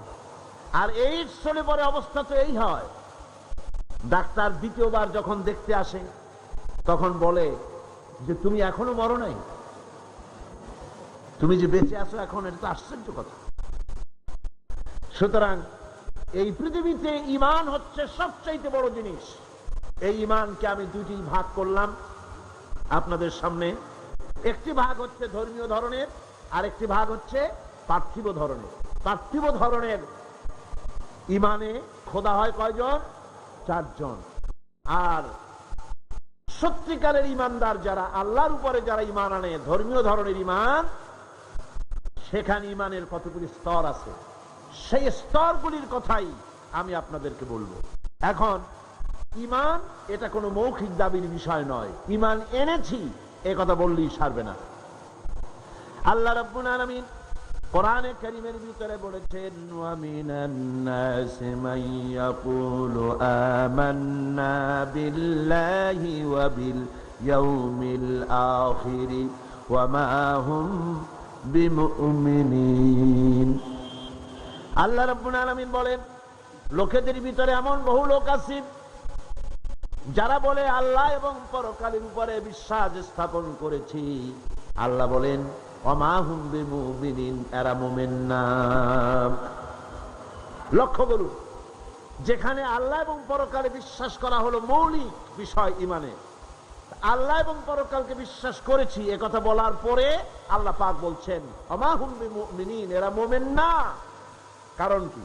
কারণ হচ্ছে এগুলি হচ্ছে তাদের মৌখিক দাবি। এই মৌখিক দাবির উপরে ভিত্তি করে ঈমান হয় না। পরিপূর্ণ ঈমান হচ্ছে যে আল্লাহর উপরে বিশ্বাস করা হচ্ছে, সেই আল্লাহর আইনকে, আল্লাহর হুকুম এবং আহকামকে জীবনের সকল ক্ষেত্রে মেনে চলাই হচ্ছে পরিপূর্ণ ঈমান। আর এই ঈমান যারা আনে তারাই হয় সেই ঈমানদার লোকেরাই পৃথিবীর মধ্যে সবচাইতে মর্যাদা সম্পন্ন। আর তাদের মর্যাদা সম্পর্কে আল্লাহ পাক কোরআন শরীফে বলছেন, যারা ঈমান আনে দুনিয়াও তাদের মর্যাদা হবে, আখিরাতেও মর্যাদা হবে। আল্লাহ রাব্বুল আলামিন বলেন, জাযাউহুম ইনদা রাব্বিহিম জান্নাতু আদনিন তাজরি মিন তাহতিহাল আনহার খালিদিনা ফিহা আবাদান। আল্লাহ পাক বলছেন, যারা নাকি ঈমান আনবে আমার উপরে আর আমলে সালেহ করবে, নেক কাজ করবে, তাদের জন্য পুরস্কার হলো সবুজ শ্যামল এমন জান্নাত আমি তাদের জন্য রেখেছি, যার নিচের থেকে শতত নহর প্রবাহিত। আর এই জান্নাতের ভিতরে তারা থাকবে, তারা সেখানে বসবাস করবে। রাদিয়াল্লাহু আনহুম ওয়া রাদু আনহু, আল্লাহ পাক তাদের উপরে সন্তুষ্ট যারা ঈমান এনেছে, যারা ঈমানের উপরে থেকেছে তাদের উপরে আল্লাহ সন্তুষ্ট, আর তারাও আল্লাহ রাব্বুল আলামিনের উপরে সন্তুষ্ট। যালিকা লিমান খাশিয়া রাব্বাহ, আর এটাই জন্য যে তারা তাদের প্রভুকে ভয় করে চলেছে, তারা তাদের আল্লাহকে, তাদের রবকে ভয় করে জীবন যাপন করেছে। এই জন্য আল্লাহ রাব্বুল আলামিন কিয়ামতের দিন তাদেরকে পুরস্কৃত করবেন। একটু জোরে সরে আপনারা জিকির করেন, লা ইলাহা ইল্লাল্লাহ, লা ইলাহা ইল্লাল্লাহ, লা ইলাহা ইল্লাল্লাহ, লা ইলাহা ইল্লাল্লাহ, লা ইলাহা ইল্লাল্লাহ মুহাম্মাদুর রাসূলুল্লাহ। ঈমান মুমিন ব্যক্তির শ্রেষ্ঠ অবলম্বন। ঈমান মুমিন ব্যক্তির শ্রেষ্ঠ অবলম্বন। ঈমান মুমিন ব্যক্তির শ্রেষ্ঠ অবলম্বন। ঈমান মুমিন ব্যক্তির শ্রেষ্ঠ অবলম্বন। আল্লাহ পাক কোরআনে কারিমে বলেন, ফামান ইয়াকফুর বিত্তাগুতি ওয়া ইউমিন বিল্লাহি ফাকাদ ইসতামসাকা বিল উরওয়াতিল উসকা লা ইনফিসামা লাহা ওয়াল্লাহু সামিউন আলিম। আল্লাহ পাক বলেন, যে ব্যক্তি ফামান ইয়াকফুর বিত্তাগুত, তাগুতকে যারা অস্বীকার করেছে, আর আমি আল্লাহর প্রতি যারা ঈমান এনেছে, তারা এমন এক অবলম্বন ধারণ করেছে যা কখনো তাদেরকে বিচ্ছিন্ন করবে না, ধ্বংস করে দিবে না। তাদেরকে কথাটা হলো তাগুতকে প্রথমে অস্বীকার করা লাগবে। আল্লাহর উপরে ঈমান আনার আগে তাগুতকে অস্বীকার করতে হবে। আর তাগুত হচ্ছে সেই শক্তি, যে শক্তি শুধু নিজেই আল্লাহর আইন অমান্য করে না, বরং অন্যদেরকেও আল্লাহর আইন অমান্য করতে বাধ্য করে, তারাই হলো তাগুত। তা আমাদের অবস্থাটা কি? আমরা তাগুতের সাথে কম্প্রোমাইজ করে চলছি, আর আল্লাহর উপরেও ঈমান আনার কথা বলছি। কথা ঠিক কিনা বলেন? একদিকে আল্লাহর উপর ঈমান আনার কথা বলছি, আর একদিকে তাগুতের সাথে কম্প্রোমাইজ করছি। আল্লাহ বিরোধী আইন কানুন পৃথিবীতে যা আছে সেগুলিকে আমরা সমর্থন করে চলছি, আমরা বিরোধিতা করছি না। ফলে এই দুটি জিনিস একত্রিত হলে ঈমানের দাবি সঠিক হলো না। ঈমানের দাবি হলো এই, তাগুতকে অস্বীকার করতে হবে আর আল্লাহর প্রতি ঈমান আনতে হবে পরিপূর্ণভাবে। তাহলে আল্লাহ পাক বলেন, এমন কোন জিনিস নাই যে তাকে ধ্বংস করে দিতে পারে, তাকে ক্ষতিগ্রস্ত করতে পারে। ঈমান ছাড়া সকল নেক আমল নষ্ট হয়ে যাবে। মানুষের নেক আমল, প্রত্যেক মানুষ কিছু না কিছু ভালো কাজ করে। ঈমান যদি না থাকে তাহলে এই ভালো কাজের কোনো মূল্য নাই। কোরআনে কারিমে রব্বুল আলামিন বলেন, কুল হাল নুনাব্বিউকুম বিল আখসারিনা আমালা আল্লাযীনা যাল্লা সা'য়ুহুম ফিল হায়াতিদ দুনিয়া ওয়া হুম ইয়াহসাবুনা আন্নাহুম ইউহসিনুনা সুনআ। আল্লাহ পাক বলেন, নবী আপনি বলুন, আমি কি তোমাদেরকে বলবো না এই কথা যে আমলের দিক থেকে সবচাইতে ব্যর্থ কোন ব্যক্তি, আমলের দিক থেকে ব্যর্থ ক্ষতিগ্রস্ত কোন ব্যক্তি, তা কি বলবো না? সেটা হলো এই দুনিয়ার চেষ্টা সাধনায় যারা সঠিক পথে চলার কথা মনে করে ভ্রান্ত পথে চলেছে আর মনে করেছে এটাই আমরা ভালো কাজ করতেছে ফাসাদের কাজ, আর মনে মনে ভাবতেছে আমরা দেশ গড়ার কাজ করতেছি। যেমন পার্বত্য চট্টগ্রামে শান্তি বাহিনী নাম ওই বাহিনী যারা মানুষ মারে, সমানে মানুষ জবাহ করে, বাড়িতে আগুন লাগায়, মানুষগুলিকে শান্তিতে বসবাস করতে দেয় না। এদের নাম হয়েছে কি? শান্তি বাহিনী। খেরাত কা নাম রাখ দিয়া জুনুন আর জুনুন কা নাম খেরাত। পাগলপনার নাম বুদ্ধিপনা, আর বুদ্ধিপনার নাম হলো পাগলপনা। কানার নাম পদ্মলোচন। এই কথাই এখানে প্রযোজ্য। নিজেরা কাজ করে তারা মনে করে যে আমরা এটা সমাজের জন্য, দেশের জন্য ভালো কাজ করতেছি। আসলে এই কাজটি ঈমানের উপরে না থাকার কারণে এই কাজগুলির দ্বারা দেশ এবং জাতি ক্ষতিগ্রস্ত হচ্ছে, আর তারা মনে করছে আমরা খুব ভালো কাজ করছি। এই যে ঈমান ছাড়া, আল্লাহকে খুশি করার নিয়ত ছাড়া যে কাজগুলি তারা করছে, ওদের সম্পর্কে রব্বুল আলামিন বলেন, উলাইকাল্লাযীনা কাফারু বিআয়াতি রাব্বিহিম ওয়া লিকাইহি ফাহাবিতাত আ'মালুহুম ফালা নুকিমু লাহুম ইয়াওমাল কিয়ামাতি ওয়াজনা। এরা হচ্ছে সেই সব লোক যারা আল্লাহর সঙ্গে দেখা করাকে অস্বীকার করেছে। আমি তাদের এই ঈমান না থাকার কারণে তাদের সমস্ত নেক কাজগুলিকে নষ্ট করে দেব, বরবাদ করে দেব, এবং তাদেরকে কিয়ামতের দিন কোনো গুরুত্বই দেওয়া হবে না। তারা এই পৃথিবীতে যতই নিজেদেরকে গুরুত্ব মনে করুক, নিজেদের গুরুত্ব নিজেরা মনে করুক, বা অপর মানুষেরা তাদের গুরুত্ব দিক না কেন, কিয়ামতের দিন তারা আমার কাছে কোনো গুরুত্ব পাবে না। ঈমান এমন একটা জিনিস যেটা আল্লাহর শাস্তি থেকেও বাঁচিয়ে দেয়। আল্লাহ মানুষের উপরে যদি কোনো গজব আসে, আযাব আসে, এই আযাব থেকে, গজব থেকে বাঁচতে হলে কিসের প্রয়োজন? জোরে বলেন না, কিসের প্রয়োজন? ঈমানের প্রয়োজন। আল্লাহ রাব্বুল আলামিন বলেন, প্রচন্ড শাস্তি থেকে বাঁচার জন্য ঈমানের দরকার হবে। ইয়া আইয়ুহাল্লাযীনা আমানু হাল আদুল্লুকুম আলা তিজারাতিন তুনজিকুম মিন আযাবিন আলীম। হে বিশ্বাসীরা, আমি কি তোমাদেরকে এমন একটি ব্যবসার কথা বলবো না যে ব্যবসায় তোমাদেরকে কঠিন জাহান্নামের শাস্তি থেকে বাঁচায় দেবে? কোন সুবহানাল্লাহ। আল্লাহ জাহান্নামের শাস্তি থেকে বাঁচাবার জন্য ফর্মুলা দিচ্ছেন, বাতায় দিচ্ছেন। আমি এমন একটা ব্যবসার কথা তোমাদের বলি যে ব্যবসাটা করলে পরে জাহান্নামের কঠিন শাস্তি থেকে তোমরা বেঁচে যাবে। ব্যবসার কথা আল্লাহ পাক এই জন্য বললেন, মানুষের ব্যবসায় লাভবান হওয়ার ব্যাপারটায় খুব বেশি লোভ থাকে। ব্যবসায় লাভবান হওয়ার জন্য রাত জাগে, কষ্ট করে, পরিশ্রম করে। ব্যবসাটা মানুষ খুব ভালো বোঝে। এই জন্য কিয়ামতের দিনে নাকি এক ব্যক্তিকে উপস্থিত করা হবে, ফেরেশতা তাকে বলবে, এটা কোনো কোরআন হাদিস নয়, রূপক একটি কথা।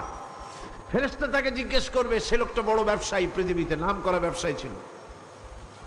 ফেরেশতা তাকে প্রশ্ন করবে, আল্লাহর বান্দা, তোমার নেক এবং পাপ আর পুণ্য দুটোই সমান সমান হয়ে গেছে, বলো এখন তুমি কোথায় যাবা? দোজখে যাবে না বেহেশতে যাবা? ব্যবসায়ী লোকটি তখন বলবে, ভাই ফেরেশতা, আমি বেহেশতও চিনি না, দোজখও চিনি না, যেখানে গেলে পরে আমার 2 টাকা লাভ হবে আমার সেখানে পাঠায় দাও। তার মানে হচ্ছে ব্যবসাটা মানুষে খুব ভালো বোঝে, আর লাভ এর কথা শুনলে পরে মানুষ সেদিকে বেশি ঝুঁকে পড়ে। এই পৃথিবীর বুকে যত ব্যবসা আছে সমস্ত ব্যবসার ভিতরে লাভ আছে, নোকসানেরও সম্ভাবনা আছে। 100% লাভের সম্ভাবনা নিয়ে ব্যবসা কেউ করতে পারে না, করা সম্ভব নয়। আল্লাহ রাব্বুল আলামিন বলেন, আমার সঙ্গে যে ব্যবসাটা হবে ওই ব্যবসাটা হলো তিজারাতান লান তাবুর। এই ব্যবসার ভিতরে কোনো নোকসান নাই, কোনো রকমের ক্ষতি বা লসের কোনো সম্ভাবনা নাই। জোরে বলেন সুবহানাল্লাহ। জাহান্নাম থেকে যদি বাঁচতে চাও আমার সাথে ব্যবসা করো। সেই ব্যবসাটা কি? জাহান্নামের আযাব থেকে বাঁচতে হলে আল্লাহর সাথে যে ব্যবসাটা, সেই ব্যবসাটার নাম হলো ঈমান। সেই ব্যবসাটার নাম কি? ঈমান। তুমিনুনা বিল্লাহি ওয়া রাসূলিহি ওয়া তুজাহিদুনা ফি সাবিলিল্লাহি বিআমওয়ালিকুম ওয়া আনফুসিকুম যালিকুম খায়রুল লাকুম ইন কুনতুম তা'লামুন। এটা হলো আমার সঙ্গে ব্যবসাটা করো, পুঁজি খাটাও, 3টা পুঁজি খাটাও। সে 3টা পুঁজি হলো ইমানের উপরে ভিত্তি করে। একটা হলো আমি আল্লাহর উপরে ইমান, 2 নম্বরে আমার রাসূলের উপরে ইমান, আর আমার রাস্তায় জান আর মাল দিয়ে জিহাদ করা। এই ইমানের পুঁজি যদি খাটাতে পারো, জাহান্নামের কঠিন শাস্তি থেকে আমি আল্লাহ বাঁচায় দেব। দুনিয়াও যত আযাব আসে, গজব আসে, এটা হলো পরকালের কথা।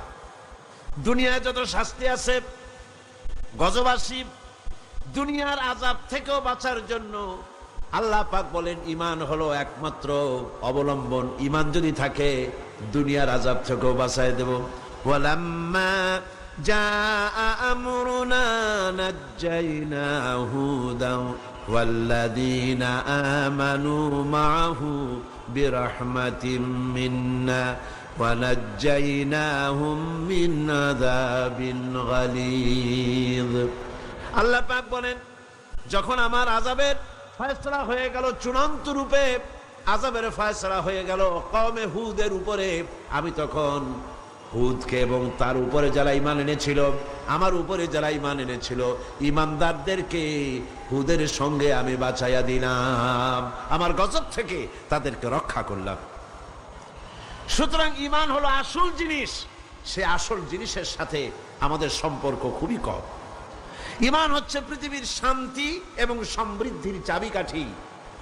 খাল কাটা অভিযানের মাধ্যমে সমৃদ্ধির চাবিকাঠি নয়। পৃথিবীতে আপনি তুত গাছ বেশি করে লাগাইয়া বেশি রকমের উৎপাদনমুখী অনেকগুলি কাজ করলেন, কিন্তু আপনার কাছে ঈমান নাই, আপনি পৃথিবীর ভিতরে শান্তি এবং সমৃদ্ধি লাভ করতে পারবেন না। আজ আমেরিকার মতো দেশ, যার প্রযুক্তির অভাব নাই, টেকনোলজির অভাব নাই, বিজ্ঞানের অভাব নাই, সবকিছু যার রয়েছে, সেই আমেরিকাও এখন অর্থনৈতিক সংকটে পড়ে গিয়েছে।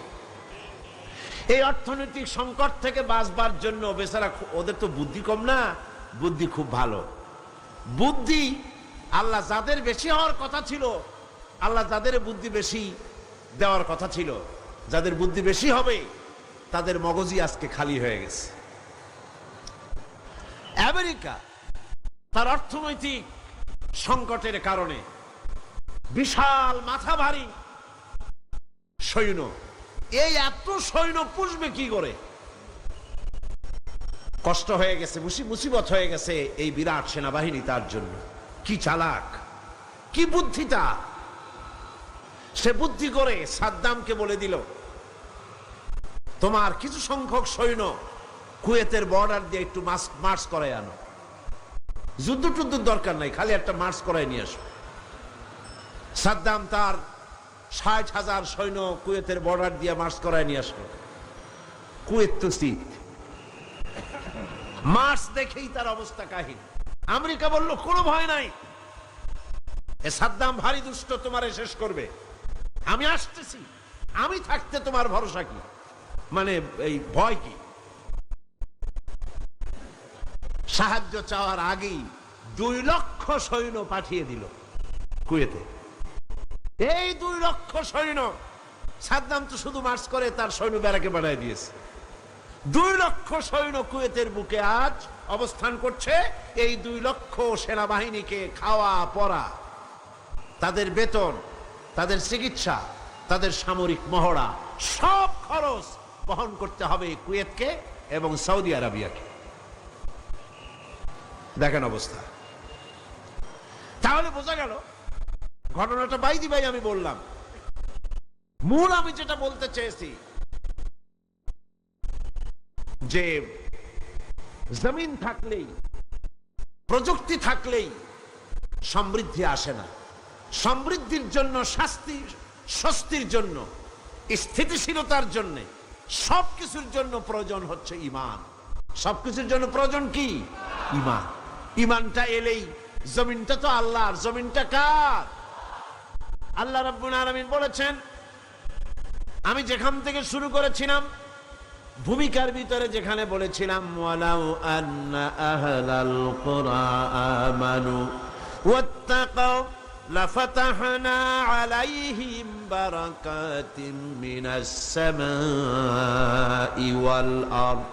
আল্লাহ পাক বলেন, দেশের লোকেরা, জনপদের লোকেরা যদি আমার উপর ঈমান আনে আর আমাকে ভয় করার নীতি যদি অবলম্বন করে চলে, আল্লাহ 2টা শর্ত দিলেন। জোরে বলেন, শর্ত দিলেন কয়টা? কি কি? ঈমান আর তাকওয়া। ঈমান আর কি? 2টা শর্ত দিলেন আল্লাহ। বললেন, আমার উপরে যদি ঈমান আনো আর আমাকে ভয় করার নীতি যদি অবলম্বন করে চলো, লাফাতাহনা আলাইহিম বারাকাতিম মিনাস সামাই ওয়াল আরদ, তাহলে আকাশ আর জমিনের সব বরকতের দরজা আমি আল্লাহ খুলে দেব। খাবারের অভাব হবে না, আকাশ থেকে বৃষ্টি পড়বে, সার পড়বে। সার তো নতুন আবিষ্কার হয়েছে, এর আগে এই পৃথিবীতে সার কে দিয়েছেন? আল্লাহ রাব্বুল আলামিন দিয়েছেন, এখনো দিচ্ছেন।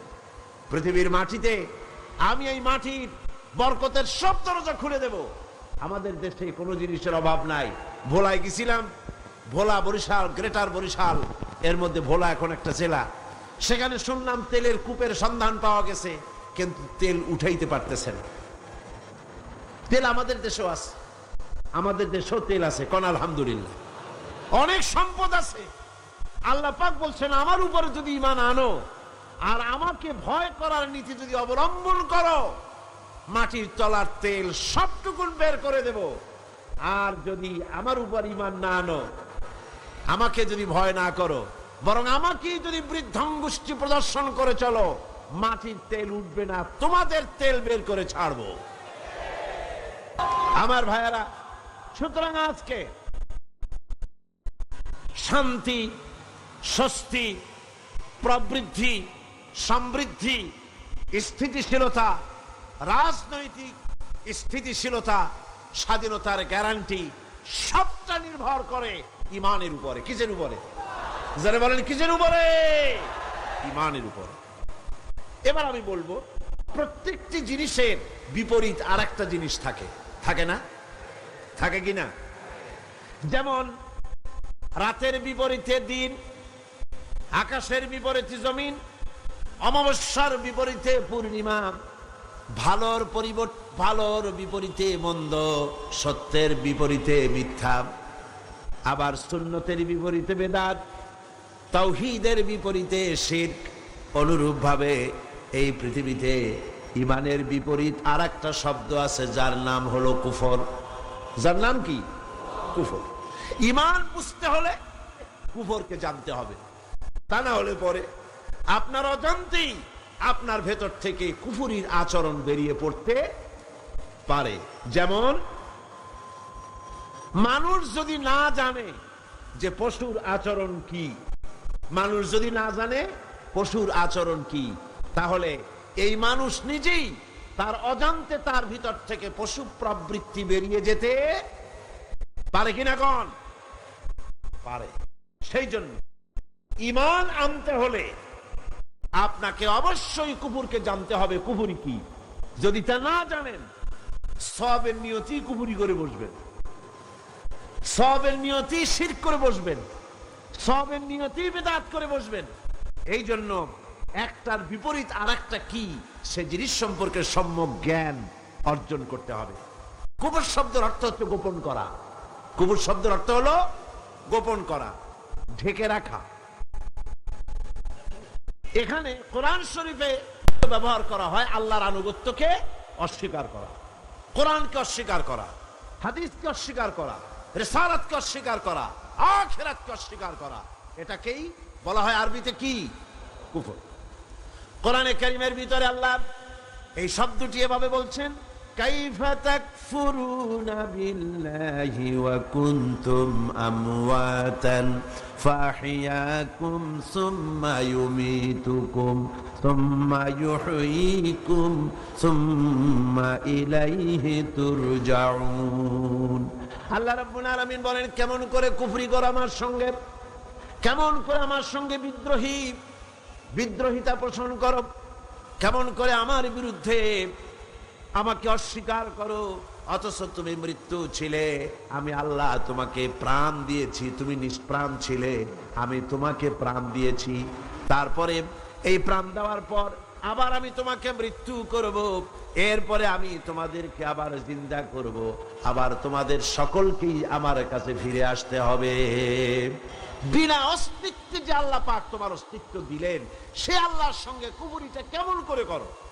কুফরি ভাষাটা এভাবে আল্লাহ ব্যবহার করেছেন। কুফরি হচ্ছে অস্বীকার করা। কিভাবে? আমার আনুগত্যকে অস্বীকার করো। কাফের তারা অন্ধকারে ঘুরপাক খায়, তাদের সামনে সোজা কোনো আলো নাই, কোনো রাস্তা নাই। কাফেরের বন্ধু হলো, কাফেরদের বন্ধু হচ্ছে তাগুত। কাফেরের বন্ধু কারা?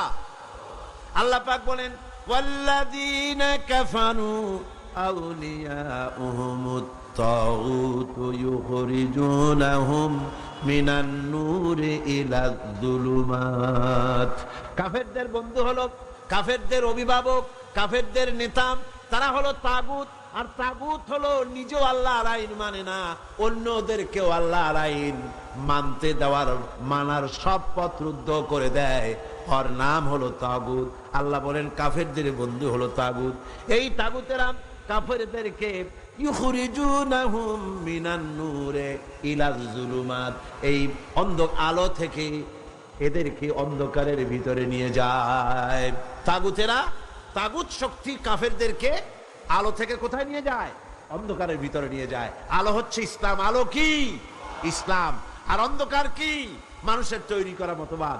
তাই এরা বলতে থাকে, পৃথিবীর এই সব মানুষেরা এরা বলতে থাকে যে দেখো, ইসলাম হচ্ছে বহুত পুরানা জিনিস, এটার মধ্যে তেমন কিছু নাই। আসল হচ্ছে মুক্ত বুদ্ধি, মুক্তি চেতনা, মুক্ত চেতনা, মুক্ত বুদ্ধি, এগুলোর দিকেই মানুষকে তারা আকর্ষণ করে। নাস্তিক্যবাদের দিকে শয়তানের এই ঠেলারা নাস্তিক্যবাদের দিকে মানুষকে ঠেলে দিয়ে দেয়। নাউযুবিল্লাহি মিন যালিক। তারা মানুষকে জ্ঞানের নামে অন্ধকারের দিকে ঢুকিয়ে দেয়। তাদের কাছে যে জ্ঞান আছে, আমাদের দেশে যত বুদ্ধিজীবী আছে, আমি পাইকারি হারে সমস্ত বুদ্ধিজীবীদেরকে খারাপ বলি না। বুদ্ধিজীবী মাত্রই খারাপ নয়, যে সমস্ত বুদ্ধি কন্ট্রোল হয় ওহির জ্ঞান দিয়ে, সেই সব বুদ্ধিজীবীরা ভালো বুদ্ধিজীবী। আর যে সব বুদ্ধিজীবীরা ওহির জ্ঞানকে অস্বীকার করে নিজস্ব মন মস্তিষ্ক প্রচিত জ্ঞান দিয়ে মানুষকে জ্ঞান বিতরণ করতে চায়, ওরাই হলো তাগুতি শক্তি, ওরাই হচ্ছে নাস্তিক, ওরাই হচ্ছে মুরতাদ, যারা আল্লাহর জ্ঞানকে ওহির জ্ঞানকে অস্বীকার করে মুক্তি বুদ্ধি চর্চার নামে যারা মানুষের সামনে প্রচার করে নিজেদের মতবাদ। ইসলামের বিরুদ্ধে কথা বলতে পারাটাই যেন প্রগতিশীলতার একটা প্রমাণ। আল্লাহরে গালি দেওয়া, রসুলকে গালি দেওয়া, পৃথিবীতে এরকম আর কোথাও আছে বলে আমার মনে হয় না, বাংলাদেশে যেরকম আছে। হিন্দু লেখক, হিন্দু সাহিত্যিক, তারাও তাদের ভগবানকে, তাদের দেবতাদেরকে তারা তাদের সাহিত্যে গালি দিয়েছে, এমন সাহিত্য আমার সামনে পড়ে নাই। আপনারা দেখছেন কিনা আমি জানি না। খ্রিস্টানেরা তাদের গডকে, তাদের যিশুকে গালি দিয়ে তাদের সাহিত্যিক কবিরা কোন কবিতা সাহিত্য লিখেছে বলে আমার জানা নাই। কিন্তু এই সব মুসলমান নামের কুলাঙ্গার, মুসলমান নামের অযোগ্য, বুদ্ধিজীবী নামের কলঙ্ক, নর্দমার কীট জাতীয় এইসব লোকেরা আল্লাহকে অস্বীকার করেছে। বন্ধুগণ, দৃষ্টান্ত দিতে গিয়ে আমি এসব বুদ্ধিজীবীর দৃষ্টান্ত দিতে গিয়ে মৌলানা রুমের সেই ঘটনাটা আমি শ্রোতাদেরকে শোনাই, যে গাধার একটা পদচিহ্নের ভিতরে গাধা হেঁটে যাচ্ছিল রাস্তা দিয়া, নরম মাটিতে পায়ের চিহ্ন পড়ে গেছে, গর্ত হয়েছে, সেই গর্তের ভিতরে গাধা পেশাব করেছে, গর্তটা পরিপূর্ণ হয়ে গেছে গাধার পেশাবে। পিঁপড়া একটা যাচ্ছিল কোথাও, সে হাঁটতে হাঁটতে গাধার পেশাবের মধ্যে পড়ে গিয়েছে, সামান্য বাতাসে পানিটা নড়তে ছিল। পিঁপড়া তখন নাকি বলতেছে যে ভূগোলের পাতায় পড়েছিলাম সেই পাঠশালার জীবনে, পৃথিবীতে নাকি আটলান্টিক নামক একটা মহাসাগর আছে, শেষ পর্যন্ত আমি সেই আটলান্টিক মহাসাগরেই পড়ে গেলাম। এই উত্তাল ঢেউ অতিক্রম করে কেমনে আমি কিনারায় যাব? কোত্থেকে যেন একটা শুকনা তেঁতুলের পাতা এসে পড়েছে গাধার পেশাবের ভেতরে। পিঁপড়া বহু কষ্ট করে ওই পাতার উপরে উঠে বসেছে। পাতাটি ঢেউয়ের তালে তালে সামনের দিকে এগিয়ে যাচ্ছে। পিঁপড়া এখন খুব দাম্ভিকতার সাথে, অহংকারীর সাথে পিঁপড়া বলছে, ইতিহাসের পাতায় পড়েছিলাম পৃথিবীতে নাকি টাইটানিক নামক বিরাট এক জাহাজের অস্তিত্ব ছিল। শেষ পর্যন্ত ভাগ্যের জোরে আমি সেই টাইটানিকের নাবিক হয়ে বসলাম। কি সাংঘাতিক! আমি আজ টাইটানিকের গর্বিত নাবিক, আর এই আটলান্টিকের উত্তাল ঢেউ পাড়ি দিয়ে চলছে আমি আমেরিকা আবিষ্কারের জন্য। গাধার পেশাবের ভিতরে তেঁতুলের পাতায় বসে পিঁপড়ার যে অহংকার, আমার দেশের তথাকথিত নাস্তিক মুরতাদ জাতীয় বুদ্ধিজীবীরা এর চাইতেও নিকৃষ্ট।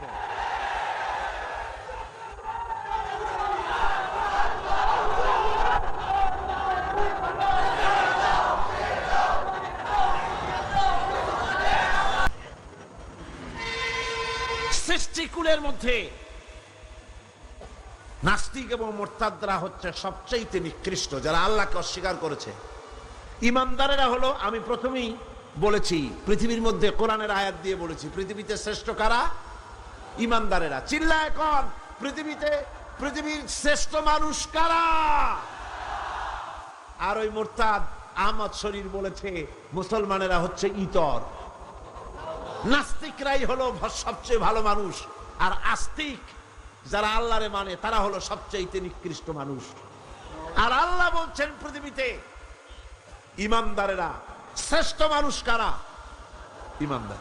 এবার আল্লাহর ভাষায় শুনুন, পৃথিবীর শ্রেষ্ঠ মানুষ কারা, তাও আল্লাহর ভাষায় শুনেছেন। এবার আল্লাহর ভাষায় শুনুন, এই পৃথিবীতে নিকৃষ্ট মানুষ কারা। আল্লাহ পাক বলেন, ইন্না শাররাদ দাওয়াবি ইনদাল্লাহিল্লাযীনা কাফারু ফাহুম লা ইউমিনুন। আল্লাহ পাক বলেন, এই পৃথিবীর বুকে বিচরণশীল জীবদের মধ্যে সবচাইতে নিকৃষ্ট প্রাণী বা জীব হচ্ছে তারা যারা নাকি ঈমান আনে নাই। যারা ঈমান আনে নাই তারাই হলো, অর্থাৎ যারা নাস্তিক, যারা মুরতাদ, তারা হলো পৃথিবীর যারা কাফের, তারা হচ্ছে পৃথিবীর সবচাইতে নিকৃষ্ট প্রাণী। এই পৃথিবীতে বিচরণশীল জীব প্রাণী যত আছে আল্লাহর দৃষ্টিতে নিকৃষ্ট হচ্ছে কারা?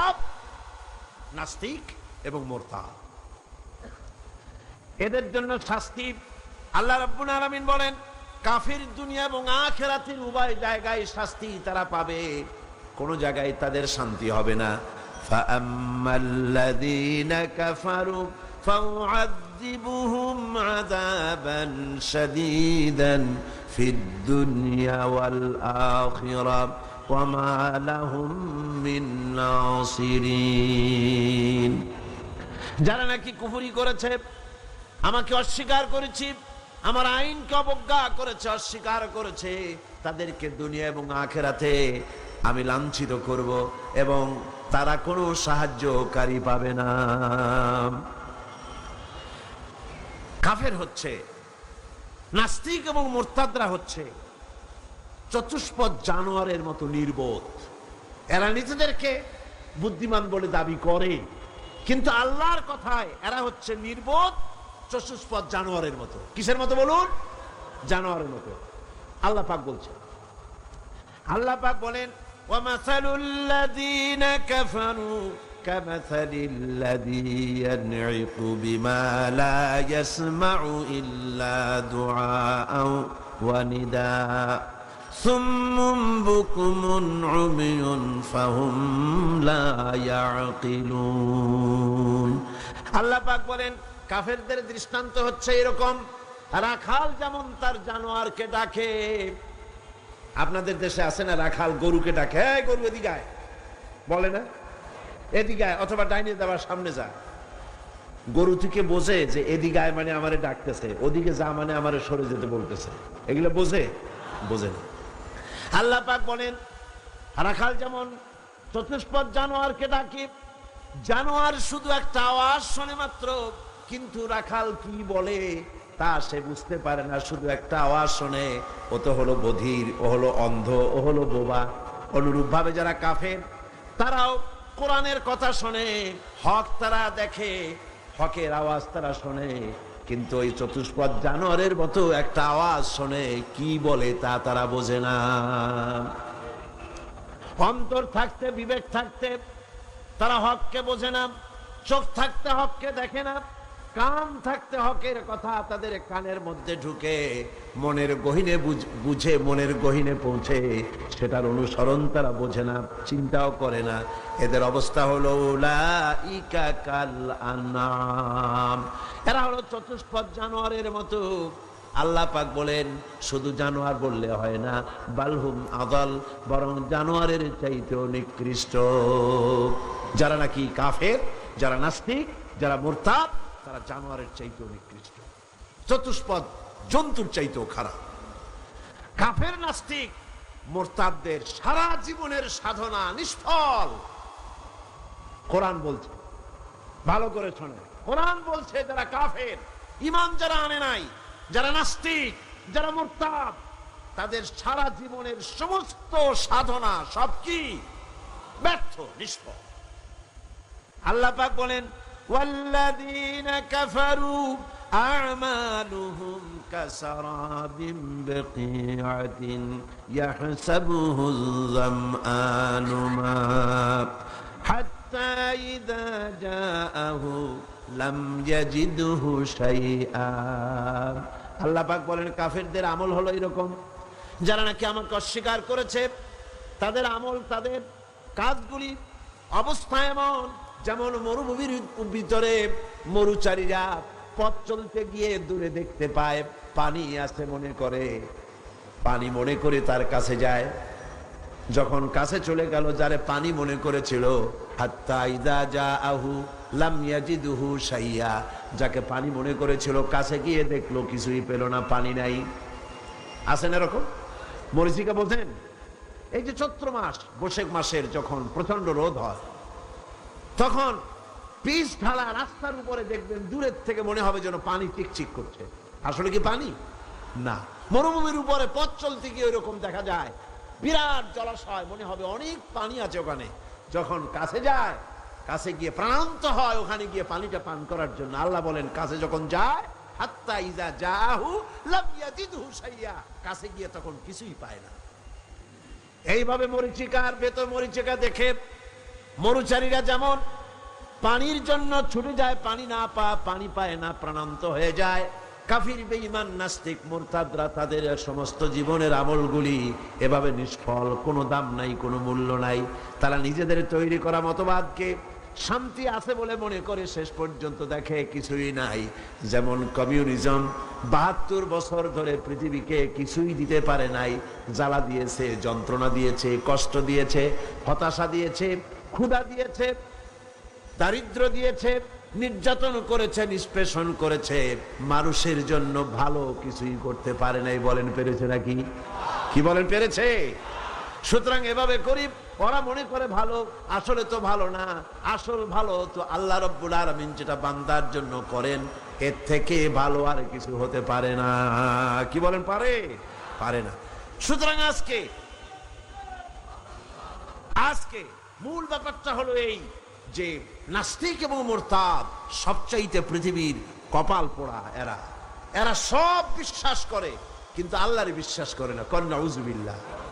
আমি বুঝি না যে এদের মাথায় কি ঘিলু আছে কি নাই। একটা মাইক দেখলে, এই যে বিরাট মাইকগুলি আমার সামনে, অনেকগুলি মাইক আমার সামনে আছে, দেখলে কি মনে হয়? যেটা এমনি এমনি হয়েছে? বলেন আপনারা, কি মনে হবে? এমনি এমনি হয়েছে? এই বিশাল প্যান্ডেল দেখলে কি মনে হয়? যে কয়েকজন আলেম এখানে বসে কি একটা দোয়া দুরূদ পড়ে ফু দিছে, আর অমনি প্যান্ডেলটা হয়ে গেছে। এই যে আলোয় ঝলমলে বিশাল মাহফিল, কি মনে হয়? যে কেউ ফু দিল আর অমনি হয়ে গেল। এই ছোট্ট ঘড়িটা দেখলে কি মনে হয়? এমনি এমনি হয়েছে? ছোট্ট একটি ঘড়ি দেখলে মনে হয় কেউ বানিয়েছে, টেবিল দেখলে মনে হয় কেউ বানিয়েছে, মাইক দেখলে মনে হয় কেউ বানিয়েছে, এতটুকুন একটা প্যান্ডেল দেখলে মনে হয় কেউ বানিয়েছে। কিন্তু দুর্ভাগ্যের বিষয়, তথাকথিত বুদ্ধিজীবী আর এই নাস্তিক মুরতাদগুলি এমনই কপাল পোড়া, ওই বিশাল আকাশ দেখার পরে মনের ভিতরে তারা এটা বোঝে না যে এর পেছনে একজন স্রষ্টা আছে, যার নাম আল্লাহ রাব্বুল আলামিন। তারা বলে আকাশের স্রষ্টা নাই, জমিনের স্রষ্টা নাই, মানুষের স্রষ্টা নাই, সব নাকি এমনি এমনি হয়েছে। যেরকম নউজুবিল্লাহ।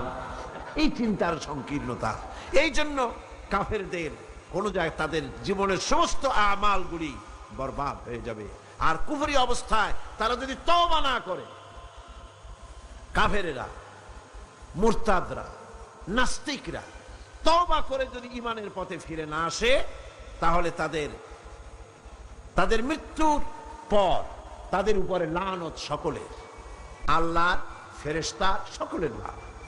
আল্লাহ পাক বলেন, ইন্নাল্লাযীনা কাফারু ওয়া মাতু ওয়া হুম কুফফারুন উলাইকা আলাইহিম লা'নাতুল্লাহি ওয়াল মালাইকাতি ওয়ান নাসি আজমাইন। যারা নাকি কাফের, আমাকে অস্বীকার করেছি, আমার আইনকে অস্বীকার করেছে, আমার সঙ্গে বিদ্রোহিতা পোষণ করেছে, আর এই অবস্থায় যদি তার মৃত্যু হয়ে যায় কুফরি হালতে, তাহলে আল্লাহ, ফেরেশতা এবং সমস্ত সৃষ্টিকুলের লানত তার উপরে। জোরে কর নাউজুবিল্লাহ। এরপরে মৃত্যুর পর কাফির নাস্তিকরা যখন চলে যাবে জাহান্নামের ভিতরে, যখন যাবে, সেখানেও তাদের কোনো চিৎকারে কাজ হবে না, সাহায্যকারী মিলবে না। দুনিয়াও অশান্তি, আখিরাতেও অশান্তি, শান্তি কোথাও মিলবে না। জাহান্নামের ভিতরে তো অবস্থাটা এমন হবে, লা ইয়ামুতু ফিহা ওয়া লা ইয়াহইয়া, সেখানে তারা বাঁচবেও না, মরবেও না, এমন এক দুরবস্থার মধ্যে তারা কাটাবে। কাফের নাস্তিক মুরতাদদের সারা জীবনের সাধনা নিষ্ফল। কোরআন বলছে, ভালো করে শোনে, কোরআন বলছে যারা কাফের ঈমান যারা আনে নাই, যারা নাস্তিক, যারা মুরতাদ, তাদের সারা জীবনের সমস্ত সাধনা সব কি ব্যর্থ, নিষ্ফল। আল্লাহ পাক বলেন ওয়াল্লাযীনা কাফারু আ'মালুহুম কাসারাবিন বিকিআতিন ইয়াহসাবুহুল যামআনু মা হাত্তা ইযা জাআহু লাম ইয়াজিদহু শাইআ। আল্লাহ পাক বলেন কাফেরদের আমল হলো এরকম, যারা নাকি আমাকে অস্বীকার করেছে তাদের আমল, তাদের কাজগুলি অবস্থা এমন যেমন মরুভূমির ভিতরে মরুচারীরা পথ চলতে গিয়ে দূরে দেখতে পায় পানি আছে, মনে করে পানি মনে করে তার কাছে যায়। যখন কাছে চলে গেল, যারে পানি মনে করেছিল, হাত্তা ইযা জাআহু লাম ইয়াজিদহু শাইআ, যাকে পানি মনে করেছিল কাছে গিয়ে দেখলো কিছুই পেল না, পানি নাই। আছেন এরকম?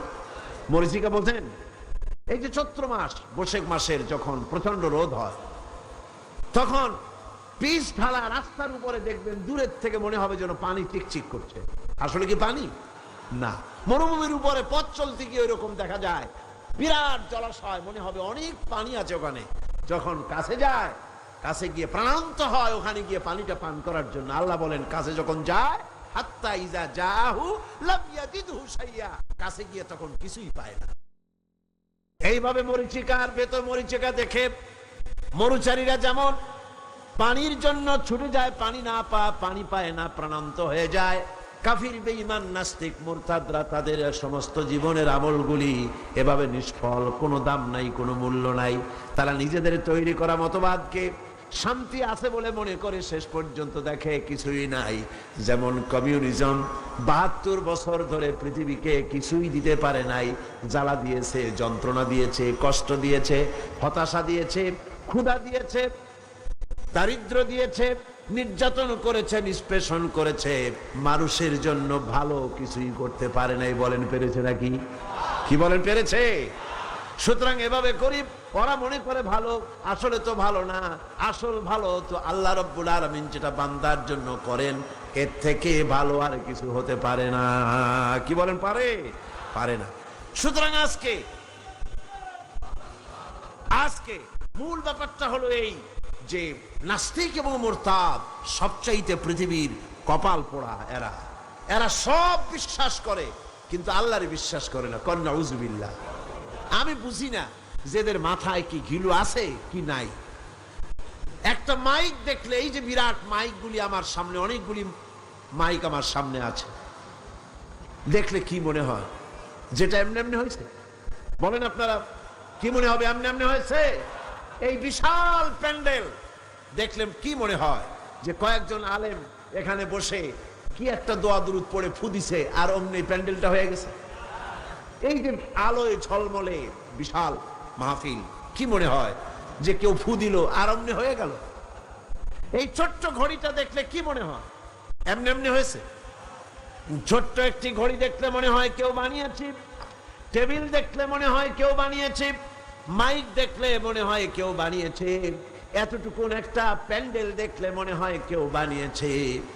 কিন্তু দুর্ভাগ্যের বিষয়, তথাকথিত বুদ্ধিজীবী আর এই নাস্তিক মুরতাদগুলি এমনই কপাল পোড়া, ওই বিশাল আকাশ দেখার পরে মনের ভিতরে তারা এটা বোঝে না যে এর পেছনে একজন স্রষ্টা আছে, যার নাম আল্লাহ রাব্বুল আলামিন। তারা বলে আকাশের স্রষ্টা নাই, জমিনের স্রষ্টা নাই, মানুষের স্রষ্টা নাই, সব নাকি এমনি এমনি হয়েছে। জোরে কর নাউজুবিল্লাহ। এই চিন্তার সংকীর্ণতা, এই জন্য কাফেরদের কোন জায়গায় তাদের জীবনের সমস্ত আমালগুলি বরবাদ হয়ে যাবে। আর কুফরি অবস্থায় তারা যদি তওবা না করে, কাফেরেরা, মুরতাদরা, নাস্তিকরা তওবা করে যদি ঈমানের পথে ফিরে না আসে, তাহলে তাদের মৃত্যুর পর তাদের উপরে লানত সকলের, আল্লাহ, ফেরেশতা সকলের লানত। আল্লাহ পাক বলেন ইন্নাল্লাযীনা কাফারু ওয়া মাতু ওয়া হুম কুফফারুন উলাইকা আলাইহিম লা'নাতুল্লাহি ওয়াল মালাইকাতি ওয়ান নাসি আজমাইন। যারা নাকি কাফের আমাকে অস্বীকার করেছি, আমার আইনকে অস্বীকার করেছে, আমার সঙ্গে বিদ্রোহিতা পোষণ করেছে, আর এই অবস্থায় যদি তার মৃত্যু হয়ে যায় কুফরি হালতে, তাহলে আল্লাহ, ফেরেশতা এবং সমস্ত সৃষ্টিকুলের লানত তার উপরে, জোরে কর নাউজুবিল্লাহ। এরপরে মৃত্যুর পর কাফির নাস্তিকেরা যখন চলে যাবে, জাহান্নামের ভিতরে যখন যাবে, সেখানেও তাদের কোনো চিৎকারে কাজ হবে না, সাহায্যকারী মিলবে না, দুনিয়াও অশান্তি, আখিরাতেও অশান্তি, শান্তি কোথাও মিলবে না। জাহান্নামের ভিতরে তো অবস্থাটা এমন হবে, লা ইয়ামুতু ফিহা ওয়ালা ইয়াহইয়া, সেখানে তারা বাঁচবেও না মরবেও না, এমন এক দুরবস্থার মধ্যে তারা কাটাবে। সেখানে বসে তারা ওয়াহুম ইয়াস্তারিখুনা ফিহা রব্বানা আখরিজনা না'মাল সালিহান গায়রাল্লাযী কুন্না না'মাল। সেই জাহান্নামের ভিতরে বসে তারা চিৎকার করবে আর বলবে, রব্বুল আলামিন, মেহেরবানি করে আমাদের কি আর একবার জমিনে পাঠায় দাও, এইবার যদি পৃথিবীতে ফিরে যেতে পারি, ভালো ভালো কাজ করব, অন্যায় কাজ আর করব না, সুবিশাব হয়ে যাব, নামাজ পড়ব, দিনদার হব, ইমানদার হব। আল্লাহ বলবেন, আওয়ালাম নুআম্মিরুকুম, আমি কি হায়াত দিয়েছিলাম না? করলে তার ভিতরে বহুত কিছুই করতে পারতে, আর তোমাদের কাছে সতর্ককারীও এসেছিল, তা তোমরা মানো নাই, ঈমান আনো নাই। আজকে চিৎকার মেরে কোনো কাজ হবে না। ফাযুকু ফামা লিয-যালিমিনা মিন নাসীর, এই পাপের শাস্তি এখন ভোগ করতে থাকো, তোমাদের জন্য কোনো সাহায্যকারী তোমরা পাবে না, কোনো সাহায্যকারী পাবে না। জাহান্নামের আগুনই একমাত্র তোমাদের স্থান। জোরে কর নাউজুবিল্লাহ, জোরে বলেন নাউজুবিল্লাহ। কাফেররা দৃশ্যত যদি কোনো ভালো কাজ করেও, তা কখনো মুমিনদের কাজের সমান হবে না। কারণ সুবহানাল্লাহ, কাফেররা ভালো কাজ করে না, করে কি না করে? কিছু তো ভালো কাজ করে, অনেক ভালো কাজ করে। ভালো কাজ মানে কি? মানুষের কল্যাণের জন্য, জীবের কল্যাণের জন্য অনেক ভালো কাজ কাফেরেরাও করে। কিন্তু কাফেরদের ভালো কাজ কখনো মুমিনের ভালো কাজের সমান হবে না। আল্লাহ রাব্বুল আলামিন বলেন, আজআলতুম সিকায়াতাল হাজ্জ ওয়া ইমারাতাল মাসজিদিল হারামি কামান আমানা বিল্লাহি ওয়াল ইয়াউমিল আখির وجاهد في سبيل الله لا يستوون عند الله। আল্লাহ পাক বলেন, হাজীদের পানি পান করায়াম আর মসজিদে হারামের খেদমত করে তোমরা কি তাদের সমান হতে চাও যারা নাকি আমার উপর ঈমান এনেছে, পরকালকে বিশ্বাস করেছে আর আমার রাস্তায় জিহাদ করেছে? এই উভয় দল সমান আমার কাছে সমান হতে পারে না। লা ইস্তাউনা ইনদাল্লাহ, আমার কাছে এরা সমান নয়। হাজীদের পানি পান করানো কাফেরেরা পান করাতো আর মসজিদে হারামের খেদমত করতো, এই দিয়ে তাদের মনের মধ্যে একটা ফখর ছিল যে আমরাও তো মুসলমানের চাইতে ভালো কাজ কম করি না, আমরা হাজীদের পানি পান করাই, হাজীদের পানি পান করাই, তারপরে মসজিদে হারামের খেদমত করি, কম তো কিছু করি না। আল্লাহ বলেন, যারা ঈমান আনলো, যারা আমার আখিরাতকে বিশ্বাস করলো, যারা আমার রাস্তায় জিহাদ করলো, জান দিল, মাল দিল, কখনো এই উভয় দল আমার কাছে সমান নয়। আল্লাযীনা আমানু ওয়া হাজারু ওয়া জাহাদু ফি সাবিলিল্লাহি বিআমওয়ালিহিম ওয়া আনফুসিহিম আ'যামু দারাজাতান ইনদাল্লাহ ওয়া উলাইকা হুমুল ফাইজুন। আল্লাহ পাক বলেন, যারা নাকি ঈমান এনেছে আর আমার রাস্তায় হিজরত করেছে আর জিহাদ করেছে আমার দ্বীনকে প্রতিষ্ঠা করার জন্য, মাল দিয়ে আর জান দিয়ে, আমার কাছে তাদের বিরাট মর্যাদা। আর ওরাই হলো কামিয়াব, ওরাই হলো সফল কাম, কিয়ামতের দিন তারাই সফল হবে। জোরে বলেন সুবহানাল্লাহ। সুতরাং কাফেরদের কোনো ভালো কাজও মুমিনদের কাজের সমান হবে না, এবং ভালো কাজের মূল্যায়ন কিয়ামতের দিন তাদের হবে না, কারণ তারা ভালো কাজগুলি করেছিল নিজেদের সুনামের জন্য, আল্লাহকে সন্তুষ্ট করার জন্য নয়। ভাইয়েরা আমার, ইমানের এখানেই হচ্ছে ইমানের এই গুরুত্ব। ইমান আসল ব্যাপার, জীবনের সবচাইতে গুরুত্বপূর্ণ বিষয় হলো ইমান। আল্লাহর উপরে ইমান এনে সেই ইমানের উপরে নিজেদেরকে যদি টিকায় রাখা যায়, আল্লাহর উপরে ইমান এনে সেই ইমান অনুযায়ী আল্লাহর হুকুম অনুযায়ী যদি জীবন পরিচালনা করা যায়, এটার নামই হচ্ছে ইমান। এই ইমানের গুরুত্ব কোরআন শরীফে সর্বাধিক দেওয়া হয়েছে। একটু জোরে সোরে দরুদ শরীফ পড়েন। সালাতুন ইয়া রাসূলুল্লাহ আলাইকুম, সালামুন ইয়া হাবিবাল্লাহ আলাইকুম, সালাতুন ইয়া রাসূলুল্লাহ আলাইকুম, সালামুন ইয়া হাবিবাল্লাহ আলাইকুম। ভাইরা আমার, সুতরাং ইমানের মূল দাবি হচ্ছে আল্লাহর আনুগত্য করা এবং ইসলামের পূর্ণ আনুগত্য করা। আল্লাহ রাব্বুল আলামিন কোরআনে কারীমের মধ্যে বলেছেন, ইয়া আইয়ুহাল্লাযীনা আমানু দুখুলু ফিস-সিলমি কাফা ওয়ালা তাত্তাবিউ খুতুওয়াতিশ শাইতান ইন্নাহু লাকুম আদুউম মুবিন। আল্লাহ পাক বলেন, হে বিশ্বাসীরা, হে ঈমানদারেরা, ইসলামের ভিতরে শুধু ইমানের দাবি করলে হবে না, ইসলামের মধ্যে পরিপূর্ণরূপে দাখিল হয়ে যেতে হবে। পরিপূর্ণভাবে 16 আনা দাখিল হওয়া লাগবে, অল্প একটু হলে হবে না। এই কথাটা আল্লাহ কাদেরকে বলছেন? মুমিনদেরকে। বলুন, কাদেরকে বলছেন? মুমিনদেরকে বলছেন। মুমিনদেরকে বলা হচ্ছে উদখুলু ফিস-সিলমি কাফা, সিলমের মধ্যে ইসলামের ভিতরে 16 আনা দাখিল হও, একটু একটু হলে হবে না। আমরা তো 16 আনা দাখিল হই নাই, অল্প অল্প হয়েছি। কেউ তো নামাজ পড়ি আবার রোজা রাখি না, কেউ নামাজ পড়ি রোজা রাখি আবার যাকাত দেই না, কেউ তো যাকাত দেই তো ওসর দেই না, কেউ তো নামাজ রোজা করি আবার সুদি টাকার ব্যবসা করি, কেউ তো নামাজ রোজা করি আবার বাড়িতে বিবি পর্দায় থাকে না। এরকম করে 16 আনা ইসলাম কবুল করা হয় নাই বলে আল্লাহ পাক বলেন ঈমান আনা লাগবে, 16 আনা ঈমান, 16 আনা ঈমান।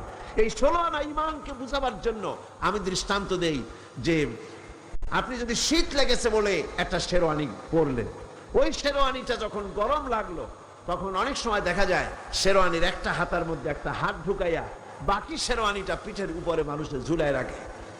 এখন এই অবস্থায় তাকে কি বলা যাবে যে শেরওয়ানিটা পুরো সে গায়ে দিয়েছে? অনেকে আবার যদি কেউ প্যান্ট অথবা পায়জামা পরতে গিয়ে একটার মধ্যে পা ঢুকায় দিল, আর একটায় পা না ঢুকাইয়া প্যান্টের বাকি অংশ রাস্তায় রাস্তায় টানতে টানতে আনলো, সে প্যান্ট পরেছে, এটা কি কেউ বলবে? কেউ বলবেন। মসজিদের বাইরে দাঁড়িয়ে মসজিদের জানালার ভিতর দিয়ে মাথাটা মসজিদের মধ্যে ঢুকায় দিয়েছে, কেউ কি বলবে যে লোকটা মসজিদের মধ্যে প্রবেশ করেছে? কেউ বলবে। সুতরাং বোঝা গেল 16 আনা মসজিদে ঢুকলেই সশরীরে মসজিদে ঢুকছেন বলে প্রমাণ হবে। জামাটা সবটা গায়ে দিয়ে প্রমাণিত হবে জামাটা গায়ে দিয়েছেন। পাজামাটা সবটা পরলে বোঝা যাবে পাজামাটা প্যান্টটা সবটা পরেছে। অনুরূপ ভাবে ইসলামের 16 আনাটা মানতে হবে, আপোষ রফা করতে হবে, আল্লাহর হুকুমের সামনে মস্তককে অবনত করে দিতে হবে। আল্লাহ যা বলেছেন প্রশ্নাতীত ভাবে বিনা প্রশ্নে নির্দ্বিধায় আল্লাহর হুকুমের সামনে আইন মেনে নেওয়াটাই হলো মুমিনের কাজ।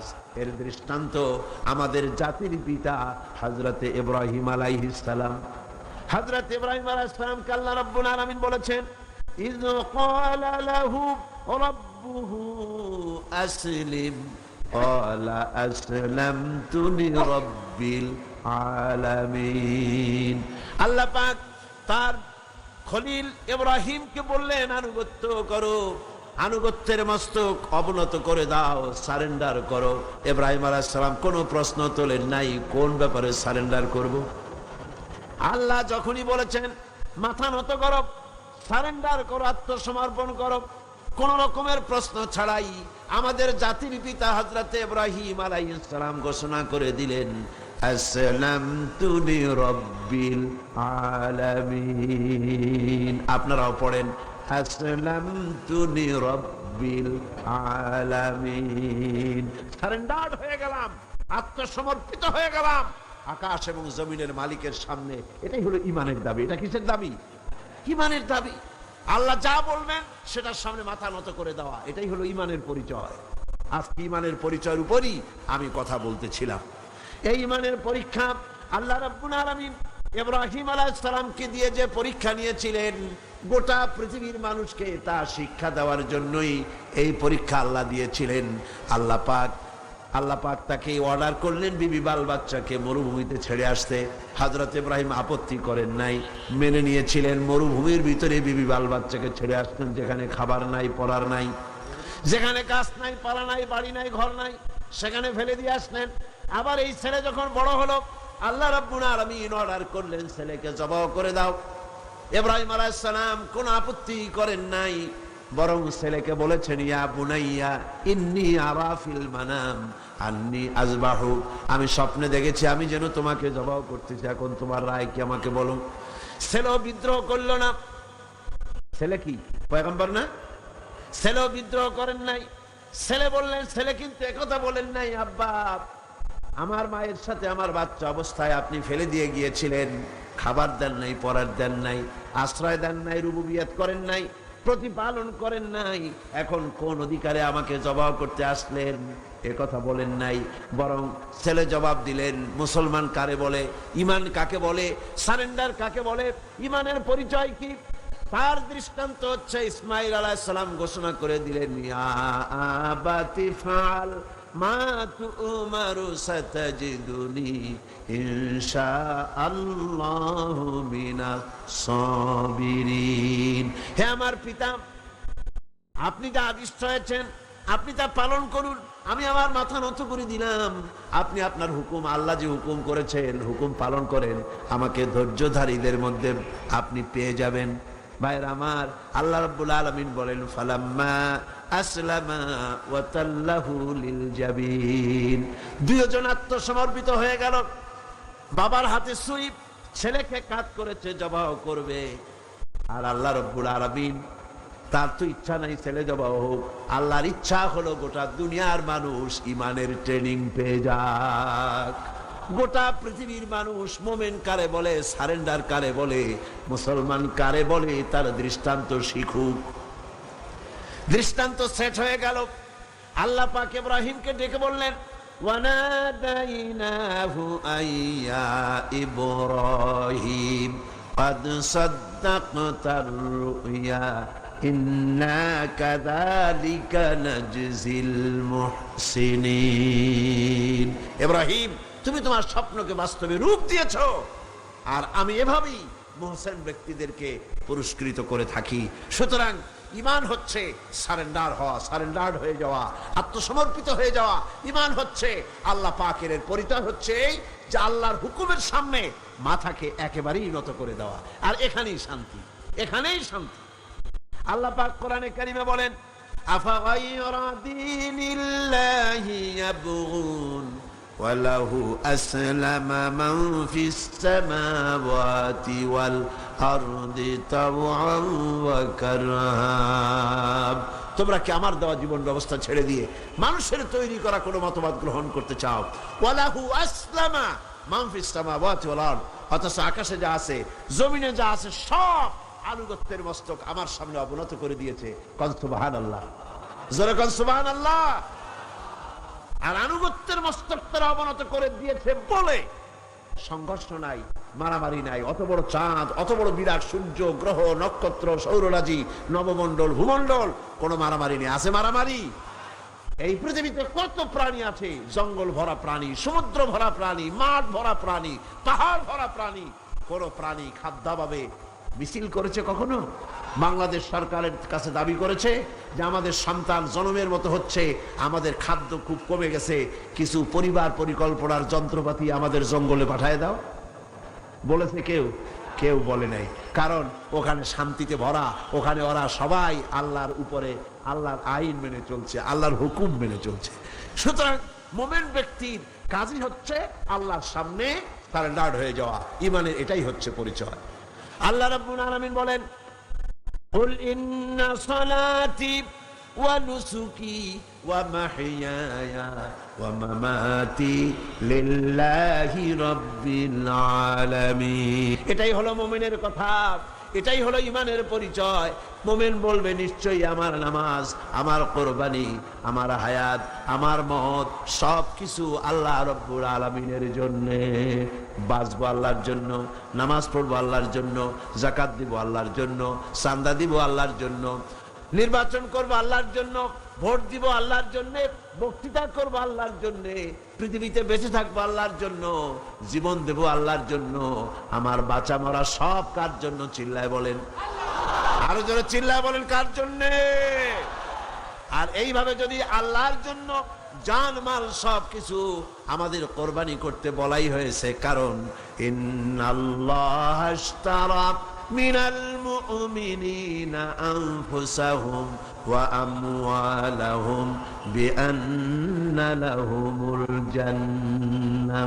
আল্লাহ পাক বলেন, আমি আমার মুমিনের জান এবং মালকে সবটা আমি খরিদ করে নিয়েছি, বিনিময় মুমিনকে আমার জান্নাত দান করেছি। জোরে বলেন সুবহানাল্লাহ। বিনিময় তাদের জন্য বেহেশত।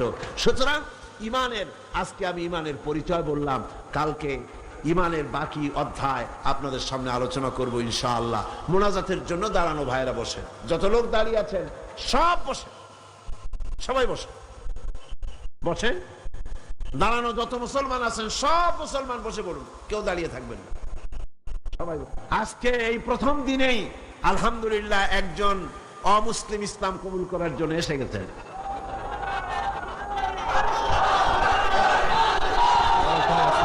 জি জি। ওর বয়স কত? বয়স কত? 18।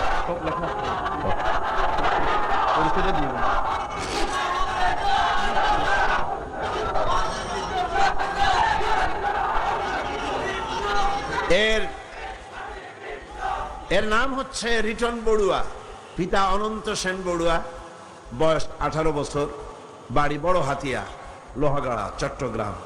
বর্তমান নাম পছন্দ করেছে মোহাম্মদ আব্দুর রহমান আজাদ। মাশাআল্লাহ, আলহামদুলিল্লাহ বলেন। এসো,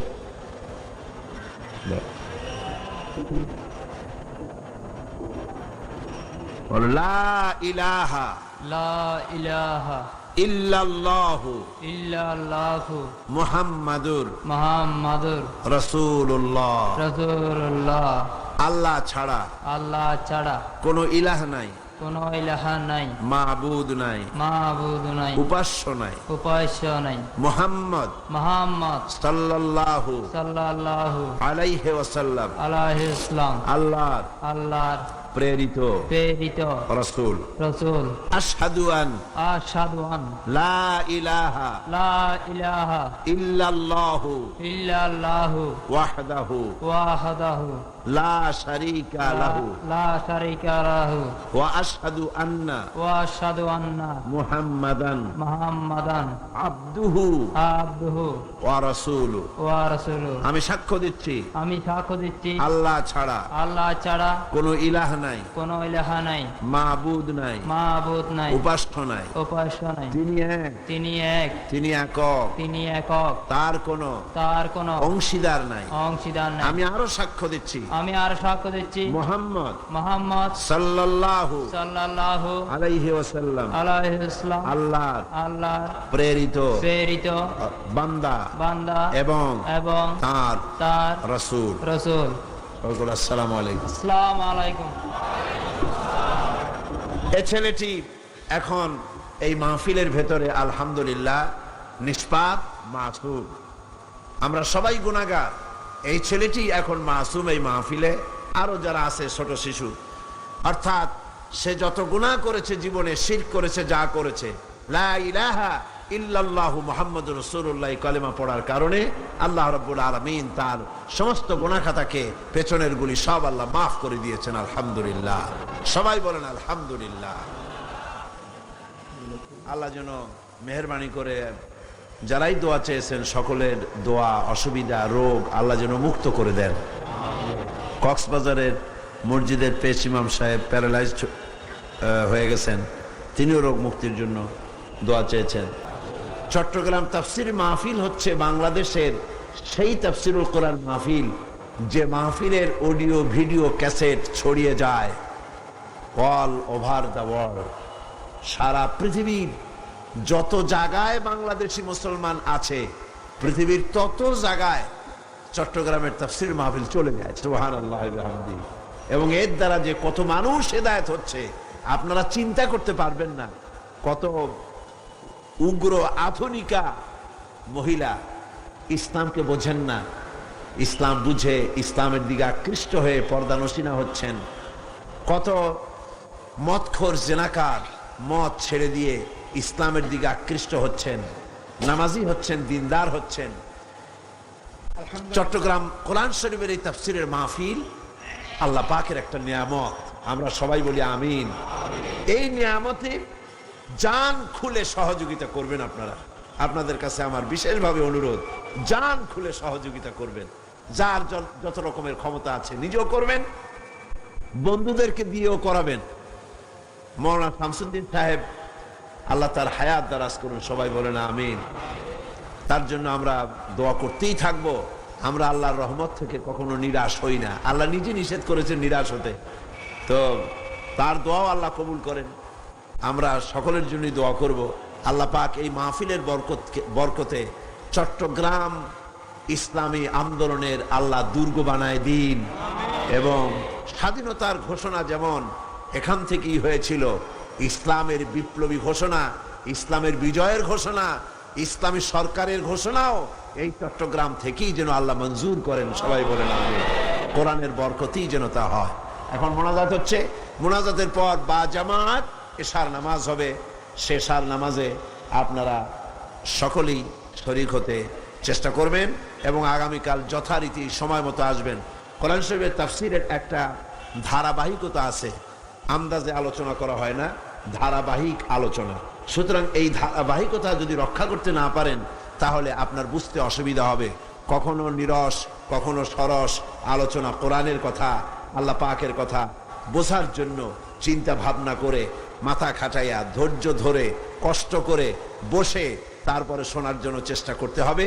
ইনশাআল্লাহ যে বিষয় এবার আমি বেছে নিয়েছি, আমি আশা করি এ বিষয় আমার জন্য, শ্রোতাদের জন্য, বোনেদের জন্য, সকলের জন্য একটা বড় রকমের ফায়দা আল্লাহ পাক দান করবেন বলে আমার বিশ্বাস।